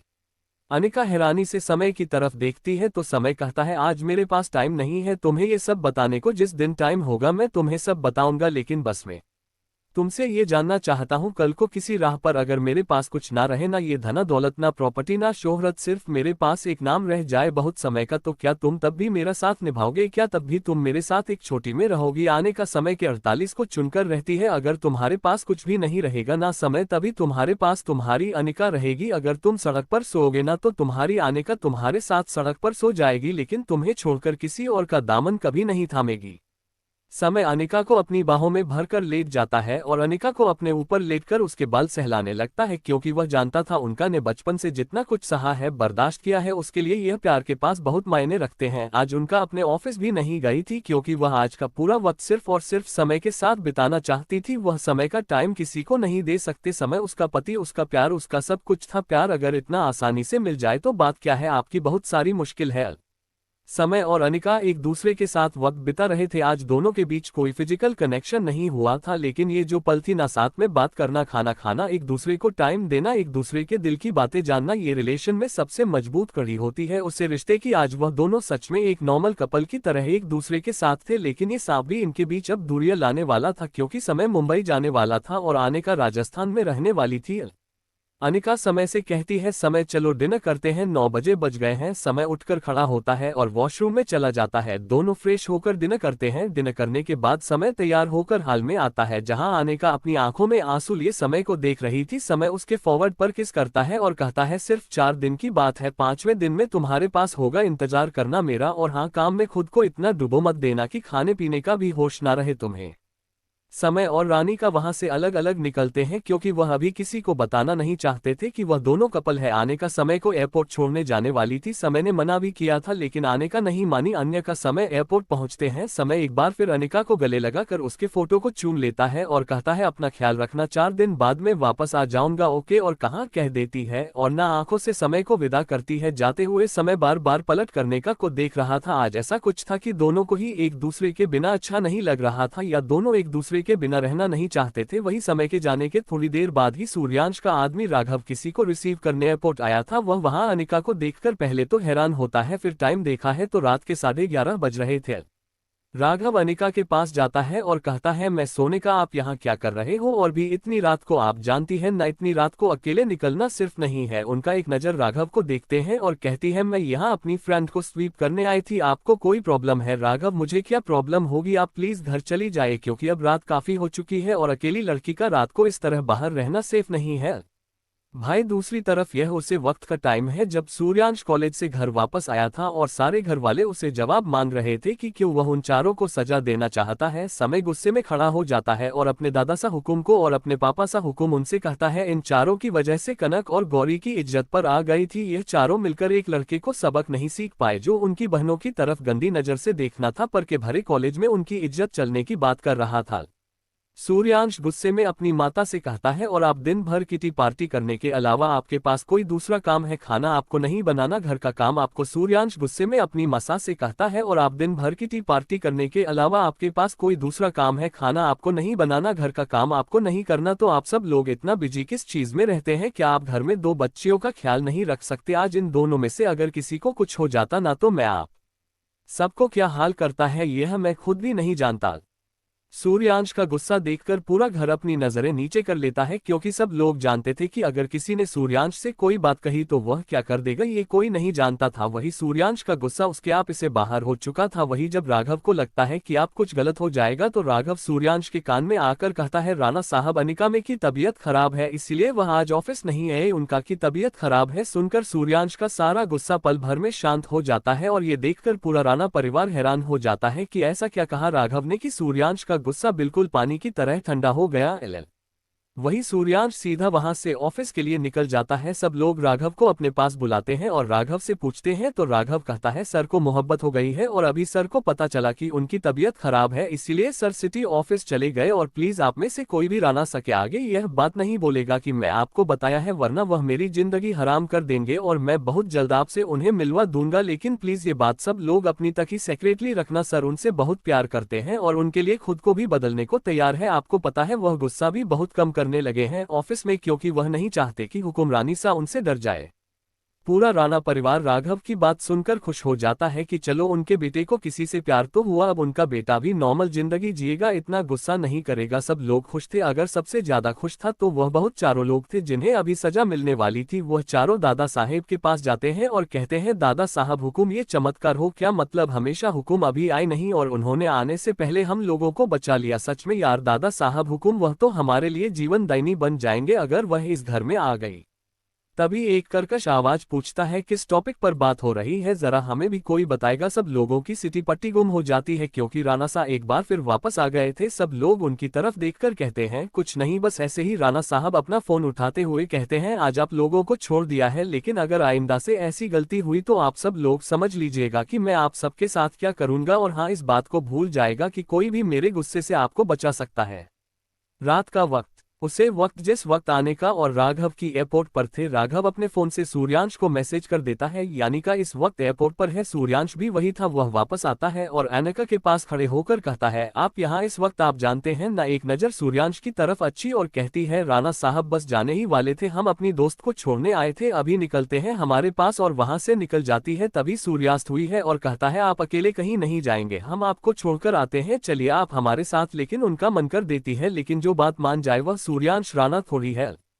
सूर्यांश जबरदस्ती अनिका को अपने साथ ले जाता है। इस वक्त वह निकाह को अकेला नहीं छोड़ सकता था, इसीलिए उसे फ्लैट पर ले जाने के बजाय उसे राणा महल ले जाता है। अपने सामने अनजान रास्ते को देखकर अनिका डर जाती है तो सूर्यांश उसकी तरफ बिना देखे कहता है, फिक्र मत कीजिए, आपको अपने घर ले जाना है और हमारे घर में हमारी तो बहाने हैं, मन है, दादी है, काकी सा है और हमारी बुआ सा है, हमारी पूरी फैमिली रहती है। माँ आप फिक्र न करें, आपके चेहरे को देखकर हमें ऐसा लग रहा है कि आप इस वक्त बहुत उदास हो, इसलिए उनका कुछ नहीं रहती क्योंकि सच में वह समय के जाने से उदास थी। वहीं अनिका अपना फोन निकालकर समय को मैसेज करती है तो समय भी उसका तुरंत रिप्लाई देता है कि वह बस थोड़ी देर में मुंबई पहुंच जाएगा। अनिका मैसेज के जरिए समय से बात कर रही थी, वहीं सूर्यांश अपनी टेढ़ी नजरों से अनिका को देख रहा था।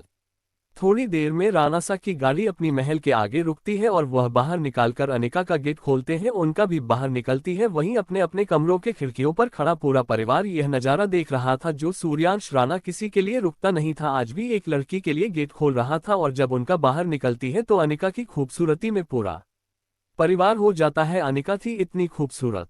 अनिका बाहर निकालकर सूर्यांश से कहती है, आपको इतनी परेशान करने की जरूरत नहीं थी मिस्टर राणा, मैं फ्लैट पर चली जाती। सूर्यांश अनिका को अंदर आने का इशारा करता है और सर्वेंट से कहकर उसके लिए काफी बना है। वहीं अब पूरा परिवार हॉल में इकट्ठा था। अनिका कौन सबको देखकर खड़ी हो जाती है और सबको हाथ जोड़कर नमस्ते करती है। अनिका का पहनावा देखकर दादी सा, दादा सा, मसा, बाबा साहब, काका काकी हुआ और सारे बच्चे बहुत खुश हो जाते हैं क्योंकि आने गाने इस वक्त एक अनारकली सूट पहना हुआ था और वह उसका बहुत खूबसूरत लग रही थी। तभी अनिका का फोन बजने लगता है। अनिका अपने फोन पर चमक रहे नाम को देखकर खुश हो जाती है और जल्दी से कॉल उठा लेती है। तभी समय कहता है, कहाँ हो आप? आने का हम कहाँ होंगे, घर पर ही तो हैं। समय, अच्छा तो आपको नींद नहीं आ रही? आने का नहीं, हमें बिल्कुल नींद नहीं आ रही और आप बस हम तैयार होकर मीटिंग में जा रहे हैं। लेकिन इतनी रात में कौन सी मीटिंग होती है, अब क्या करें, अब जल्दी जल्दी काम खत्म करेंगे तभी तो आपके पास आएंगे। सूर्यांश जबरदस्ती अनिका को अपने साथ ले जाता है। इस वक्त वह निकाह को अकेला नहीं छोड़ सकता था, इसीलिए उसे फ्लैट पर ले जाने के बजाय उसे राणा महल ले जाता है। अपने सामने अनजान रास्ते को देखकर अनिका डर जाती है तो सूर्यांश उसकी तरफ बिना देखे कहता है, फिक्र मत कीजिए, आपको अपने घर ले जाना है और हमारे घर में हमारी तो बहाने हैं, मन है, दादी है, काकी सा है और हमारी बुआ सा है, हमारी पूरी फैमिली रहती है। माँ आप फिक्र न करें, आपके चेहरे को देखकर हमें ऐसा लग रहा है कि आप इस वक्त बहुत उदास हो, इसलिए उनका कुछ नहीं रहती क्योंकि सच में वह समय के जाने से उदास थी। वहीं अनिका अपना फोन निकालकर समय को मैसेज करती है तो समय भी उसका तुरंत रिप्लाई देता है कि वह बस थोड़ी देर में मुंबई पहुंच जाएगा। अनिका मैसेज के जरिए समय से बात कर रही थी, वहीं सूर्यांश अपनी टेढ़ी नजरों से अनिका को देख रहा था। थोड़ी देर में राणा सा की गाड़ी अपनी महल के आगे रुकती है और वह बाहर निकालकर अनिका का गेट खोलते हैं। उनका भी बाहर निकलती है। वहीं अपने अपने कमरों के खिड़कियों पर खड़ा पूरा परिवार यह नजारा देख रहा था जो सूर्यांश राणा किसी के लिए रुकता नहीं था, आज भी एक लड़की के लिए गेट खोल रहा था। और जब उनका बाहर निकलती है तो अनिका की खूबसूरती में पूरा परिवार हो जाता है। अनिका थी इतनी खूबसूरत। अनिका बाहर निकालकर सूर्यांश से कहती है, आपको इतनी परेशान करने की जरूरत नहीं थी मिस्टर राणा, मैं फ्लैट पर चली जाती। सूर्यांश अनिका को अंदर आने का इशारा करता है और सर्वेंट से कहकर उसके लिए काफी बना है। वहीं अब पूरा परिवार हॉल में इकट्ठा था। अनिका कौन सबको देखकर खड़ी हो जाती है और सबको हाथ जोड़कर नमस्ते करती है। अनिका का पहनावा देखकर दादी सा, दादा सा, मसा, बाबा साहब, काका काकी हुआ और सारे बच्चे बहुत खुश हो जाते हैं क्योंकि आने गाने इस वक्त एक अनारकली सूट पहना हुआ था और वह उसका बहुत खूबसूरत लग रही थी। तभी अनिका का फोन बजने लगता है। अनिका अपने फोन पर चमक रहे नाम को देखकर खुश हो जाती है और जल्दी से कॉल उठा लेती है। तभी समय कहता है, कहाँ हो आप? आने का हम कहाँ होंगे, घर पर ही तो हैं। समय, अच्छा तो आपको नींद नहीं आ रही? आने का नहीं, हमें बिल्कुल नींद नहीं आ रही और आप बस हम तैयार होकर मीटिंग में जा रहे हैं। लेकिन इतनी रात में कौन सी मीटिंग होती है, अब क्या करें, अब जल्दी जल्दी काम खत्म करेंगे तभी तो आपके पास आएंगे। अनिका समय की बात सुनकर मुस्कुराने लगती है। सब लोग अनिका की तरफ देख रहे थे। तबीयत का समय से कहती है, आप जल्दी अपना मीटिंग खत्म करके आए, फिर हम लोग वीडियो कॉलिंग पर बात करते हैं। समय कुछ नहीं कहता और बाय कर कॉल कट कर देता है। सब लोगों के पास आती है और कहती है, आप मुझे इजाजत दीजिए क्योंकि मुझे अपने फ्लैट पर ही अच्छा लगता है। मैं हमेशा से अकेली रही हूँ, इसलिए मुझे फैमिली के बीच अजीब सी बेचैनी होती है। आई एम सो सॉरी, मेरी बातें आपको बुरी लग रही हूँ, लेकिन मैं हमेशा से, जब से जन्म हुआ है तब से मैं अकेले ही रही हूँ। ऐसा नहीं है दादी की मेरे पास फैमिली नहीं थी, मेरे पास बहुत बड़ी फैमिली थी, लेकिन उसे फैमिली में मेरे लिए जगह नहीं थी, इसलिए मुझे कमरे में बंद करके रखा जाता था और आप मुझे अकेले रहने की ही आदत है। सूर्यांश की तरफ देखकर कहती है, मिस्टर राणा क्या आप मुझे मेरे फ्लैट तक छोड़ देंगे? सूर्यांश कुछ कहता है, तब तक हाल में एक भारी आवाज पूछता है। सब लोग उसे तरफ देखते हैं तो ये बात दादाजी की थी। दादाजी कहते हैं, चली जाएगा, लेकिन पहले आप जाकर फ्रेश हो जाए, नाश्ता कीजिए, उसके बाद जाएगा, हम आपको नहीं रोकेंगे। अब अनिका कुछ नहीं बोल पाती है, वह हमें अपनी गर्दन हिला देती है। कनक और गौरी अनिका के साथ अपने कमरे की तरफ बढ़ जाते हैं। मुझे कमरे में पहुंचते हैं अपने कपड़े बढ़ा देती है तो अनिका भी बिना किसी आर्ग्यूमेंट के कपड़े लेकर वॉशरूम में चली जाती है। वहीं अनिका की वॉशरूम में जाने के बाद गौरी भागकर कनक के गले लग जाती है और कहती है, भाभी मुझे बहुत पसंद आई करना सच में है ना, और सबसे अच्छा वह एकदम साफ बोलने वाली है, भाई की तरह वह चापलूसी वाली लड़की नहीं है ना, जैसे जब भी भाई के लिए कोई रिश्ता आता है वह लड़कियां होती है गौरी के सिर पर हाथ रख कर रहती है। लेकिन तुमने जो चीज गौर नहीं की गौरी, वह मैंने की है। उनके फोन पर जब कॉल आया था ना तो उसे पर हॉट बने हुए थे और वह उनसे इतने प्यार से बातें कर रहे थे, अगर उनके दिल में पहले से कोई और है तो वहां पर भाई साहब कभी नहीं हो सकते। कनक की बात सुनकर अब गौरी भी परेशान हो जाती है क्योंकि वह चीज तो उसने भी नोटिस की थी। फिर वह दोनों कुछ नहीं रहती और बाहर आ जाती है। थोड़ी देर में अनिका का भी तैयार होकर नीचे आती है और सबके साथ बैठकर ब्रेकफास्ट करने लगती है। अनिका का फोन एक बार फिर बजने लगता है। उनका फोन उठाकर बात करते तो सामने से नैन्सी की आवाज आती है, मैं आ जा गई हूँ लेकिन आप फ्लैट पर नहीं है। अनिका, हमें किसी काम से जरा बाहर आई थी, तो ऐसा करो तुम्हारे पास डुप्लीकेट की तो है ही ना, तो मुझे गेट खोलकर अंदर चली जाओ। और हाँ, मेरे लिए ब्रेकफास्ट मत बनाना, मैं कर लिया है, और तुम्हारे लिए भी मैं यहाँ से ऑर्डर करती हूँ क्योंकि तुम सफर करके आए हो तो थक गई होगी। और ये बताओ तुम्हारी मम्मी पापा की तबीयत कैसी है? ओके नैन्सी, तुम ख्याल रखो अपना, मैं आता हूँ 1 घंटे में। सूर्यांश समझ जाता है कि जिसका फोन आया था वह कोई और नहीं बल्कि नैन्सी थी, क्योंकि उसे पता था कि वह अपने कलीग्स का कितना ख्याल रखती है, इसीलिए उसने कुछ नहीं कहा। सब लोग अपना ब्रेकफास्ट करते रहे। तभी एक बार फिर अनिका के फोन पर वाइब्रेशन हुआ। आने का मैसेज खोलकर चेक करती है। इसमें समय का मैसेज आया था, टाइम से ब्रेकफास्ट करना और हाँ लंच भी करना, और लंच के बाद मैं तुम्हें कॉल करूंगा। ओके, अभी मेरी मीटिंग चल रही है, और हाँ ज्यादा तली हुई चीज मत खाना वरना आगे हमारे पेरेंट्स बनने में प्रॉब्लम हो जाएगी। ओके जान, आई लव यू। मैसेज पढ़कर मुस्कुरा देती है। दादी अनिका की तरफ देखकर कहती है, बेटा तुम क्या काम करती हो? मैं देख रही हूँ जब से तुम आए हो तुम्हारा फोन वाइब्रेट ही हो रहा है। अनिका एक नज़र दादी को देखते हैं और कहती है, दादी मैं एक इंडस्ट्रीज की मालकिन हूँ और 1000 मीटिंग्स एंड मेल्स होते हैं जो मेरे पास आते हैं। अगर आपको डिस्टर्ब होगा तो आई एम सो सॉरी, इसीलिए मैं आपको बोली थी कि मुझे मॉर्निंग में जाने दीजिए। दादी एक इंडस्ट्रीज का नाम सुनती है तो कहती है, वह वही इंडस्ट्रीज ना जो पिछले 1 साल में और सिर्फ फर्श से अर्श पर जाकर पहुंच गई और जो टॉप 5 में आ चुकी है। वह मेरी कंपनी है, बिजनेस वुमेन बना मेरी मॉम का सपना था। मेरी मॉम तो बन नहीं पाए लेकिन अपनी मॉम का सपना मैंने पूरा किया है। अगर मेरे पास रिश्तों में कुछ है तो सिर्फ मेरी मॉम है, जिनकी यादें ही काफी है मेरी जीने के लिए। उठकर खड़ी होती है और कहती है, आप सब लोगों से मिलकर मुझे बहुत अच्छा लगा, अब मैं चलती हूँ क्योंकि मेरी इंपॉर्टेंट मीटिंग है और जिस प्रोजेक्ट पर मैं मिस्टर राणा के साथ काम कर रही हूँ इसकी साइट देखने भी मुझे जाना है मिस्टर राणा के साथ। उससे पहले मुझे मेरे फ्लैट पर जाना है। वहां से निकल जाती है।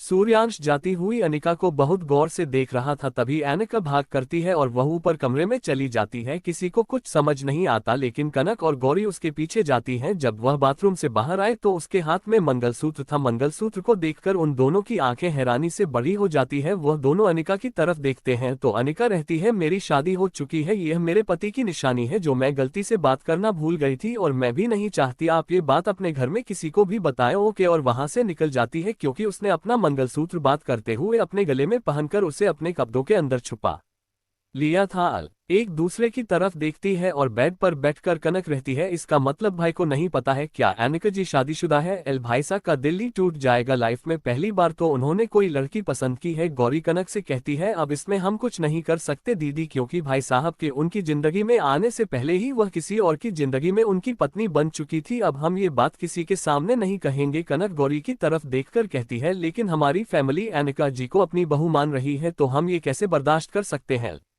आप गौरी और कनक एक दूसरे से कोई बात नहीं करती और वह जल्दी से तैयार होकर अपने कॉलेज करने के लिए निकल जाती है क्योंकि सब लोग अपने अपने काम पर जा चुके थे। लेकिन आज कनक और गौरी के दिमाग में सिर्फ सूर्यांश का ख्याल चल रहा था कि जिस दिन सूर्यांश को पता चलेगा कि इनका शादीशुदा है तो वह कैसे रिएक्ट करेगा। उसे यही सब समझ नहीं आ रहा था क्योंकि वह सूर्यांश को बहुत अच्छे से जानती थी। एक बार अगर कुछ पसंद आ जाता था तो सूर्यांश हर कीमत पर उसे पकड़ रहता था क्योंकि सूर्यांश को हारना बिल्कुल पसंद नहीं था। और यहाँ तो वह जिंदगी में सबसे बड़ी चीज को हार चुका था उसे जीतने से पहले ही, और इस सब पर वह कैसे रिएक्ट करेगा यही उन दोनों बहनों को समझ नहीं आ रहा था।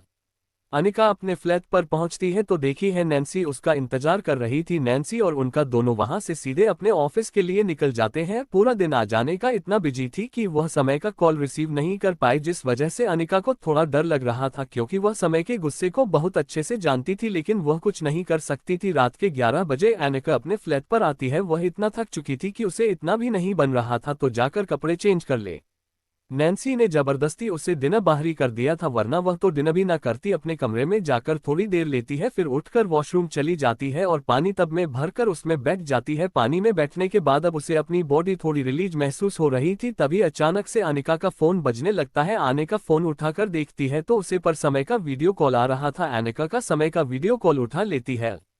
अनिका को अपने सामने इस हालत में देखकर समय की आंखें बड़ी हो जाती हैं और समय कहता है, ये रात के 11:30 बजे, नहाने का कौन सा टाइम है? अपनी आंख बंद की हुई रहती है। मैं क्या करूं समय, बहुत थक गई हूं। आज अब तुम यहाँ होते ना तो मेरा सारा काम तुम करते थे, अब तुम तो यहाँ हो नहीं तो मुझे सब कुछ एडजस्ट करना पड़ रहा है।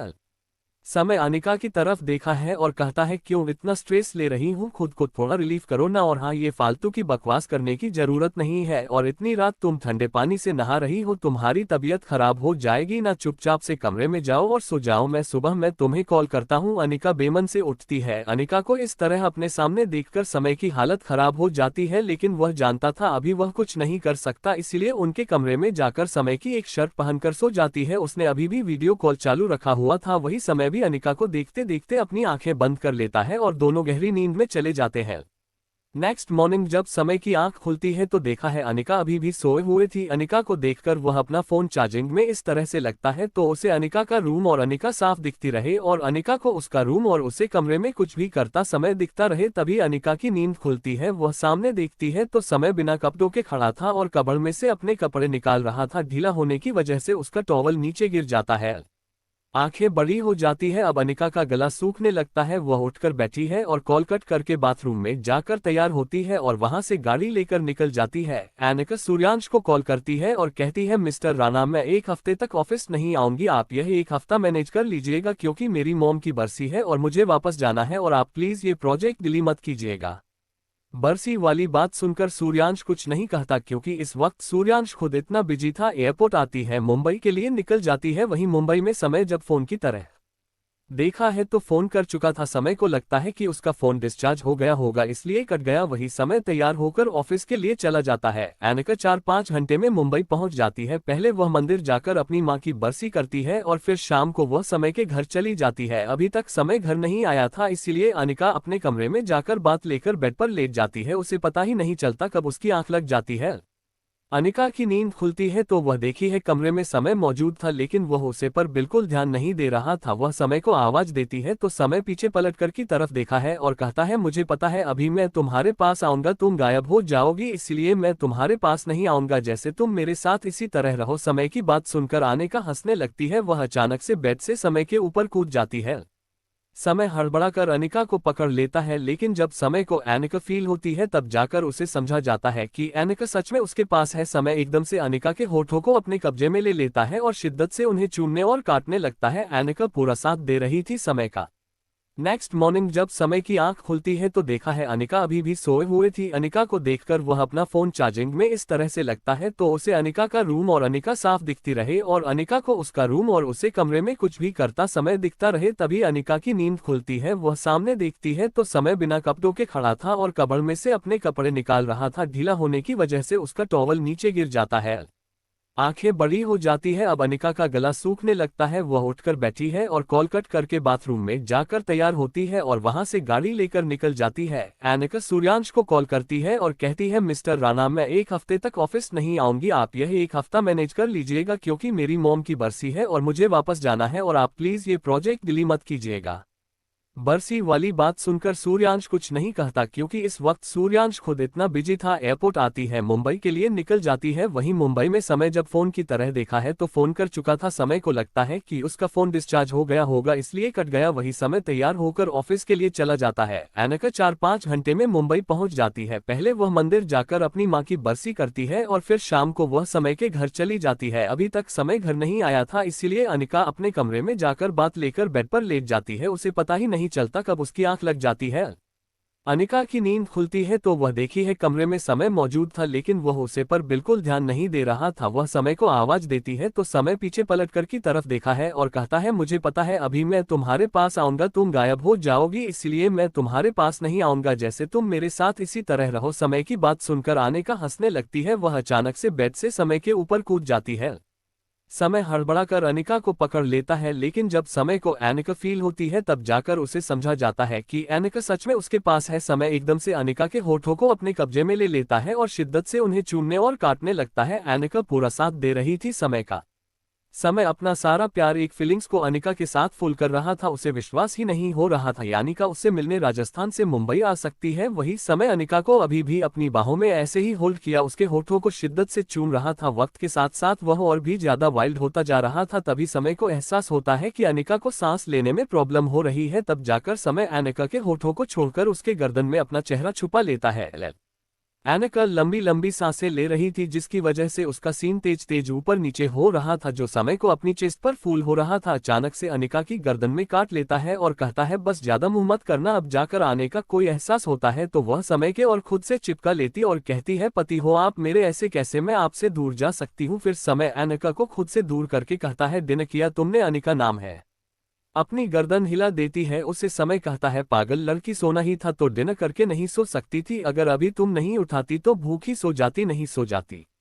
अनिका मुस्कुराकर अपने दोनों हाथ समय की गर्दन में लपेट लेती है और कहती है आपको ना मेरा ख्याल रखने के लिए, आपके होते हुए मुझे अपना ख्याल रखने की जरूरत ही कहाँ है। समय मुस्कुराकर को अपनी बाहों में उठाकर नीचे डाइनिंग टेबल पर ले जाता है और उसे बिठाकर खुद खाना गर्म करके लाता है और एक ही प्लेट में साफ करके अनिका की तरफ पहला निवाला बढ़ा देता है। अनिका भी प्यार से निवाला खा लेती है क्योंकि भक्तों से भी लगी थी। आने का समय को खाना खिलाती है उसे। समय अनिका को ऐसी एक दूसरे को खिलाते हुए वह दोनों अपना डिनर फिनिश करते हैं। मैंने एक फैसला किया है। समय समय हाँ बोलो, मैं सुन रहा हूँ। अनिका रहती है मैं चाहती हूँ कि राजस्थान वाला प्रोजेक्ट मैं माही को दे दूं। माही वह प्रोजेक्ट संभाल लेगी। वह मेरी दोस्त होने के साथ साथ मेरी बिजनेस पार्टनर भी है, तो मैं चाहती हूँ कि राजस्थान और प्रोजेक्ट वही देखे और मैं यहाँ मुंबई वाले प्रोजेक्ट देखूंगी। समय अनिका के पास जाकर कहता है जो तुम्हें ठीक लगे अपने बिजनेस के लिए तुम बुक करो। माही को कह देती है कि वह कल सुबह ही राजस्थान चली जाए क्योंकि राजस्थान में आप लाभ प्रोजेक्ट उसे ही हैंडल करना है।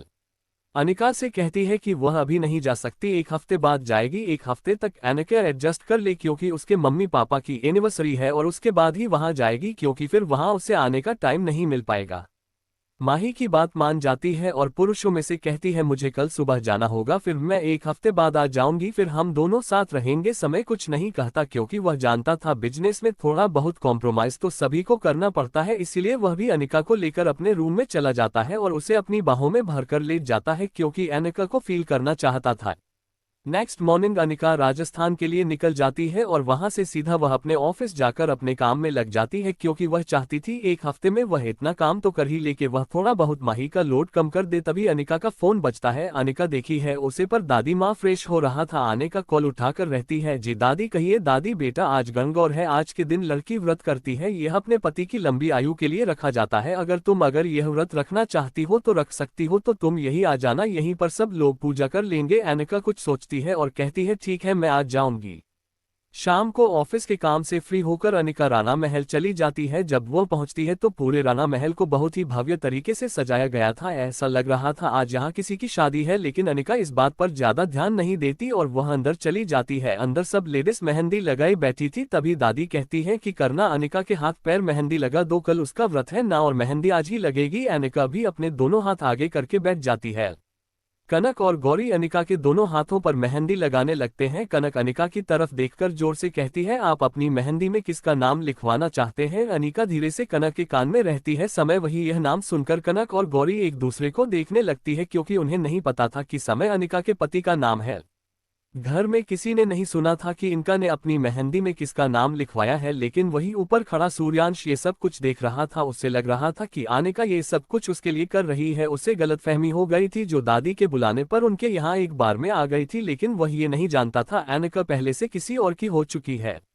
रात हो जाती है और सब लोग अपना अपना डिनर करके कमरे में सोने चले जाते हैं। कमरे में जाने के बाद अनिका का फोन बजने लगता है। अनिका फोन उठाकर वीडियो कॉल पर बात करने लगती है और समय को अपने हाथ की मेहंदी दिखाई है। समय अनिका की मेहंदी में अपना नाम देखा है, खुश हो जाता है और उनका उससे रहती है कल मेरा गणगौर का पहला व्रत है और मैं चाहती हूँ आप कल मेरा व्रत खुल रहा है। समय कहता है क्या तुम राणा फैमिली के सामने हमारे रिश्ते को जाहिर करना चाहती हो। अनिका हाँ ये लोग मुझे अपने लगते हैं और मैं अपने रिश्ते को इन लोगों के सामने जाहिर भी कर दूंगी ना, तभी मुझे कोई परेशानी नहीं है। समय ओके कह देता है।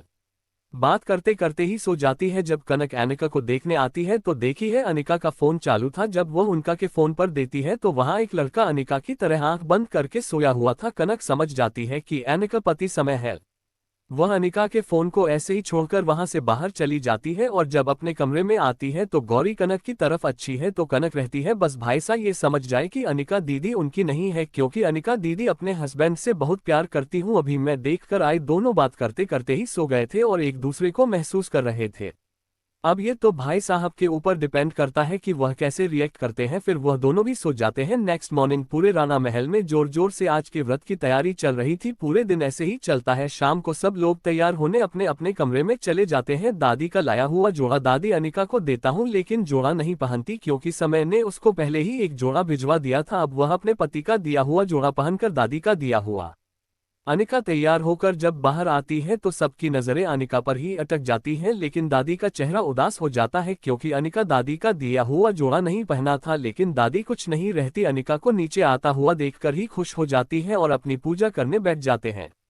अपनी पूजा करने के बाद बाहर आती है जहां सब लोग शाम को देखकर अपने अपने पति का चेहरा देखकर व्रत खुला रही थी, लेकिन समय अभी तक नहीं आया था इसलिए अनिका अभी भी उसका इंतजार कर रही थी। पूरे राणा परिवार ने अपना व्रत खोल लिया था लेकिन अनिका अभी भी वैसे ही गार्डन में बैठी थी।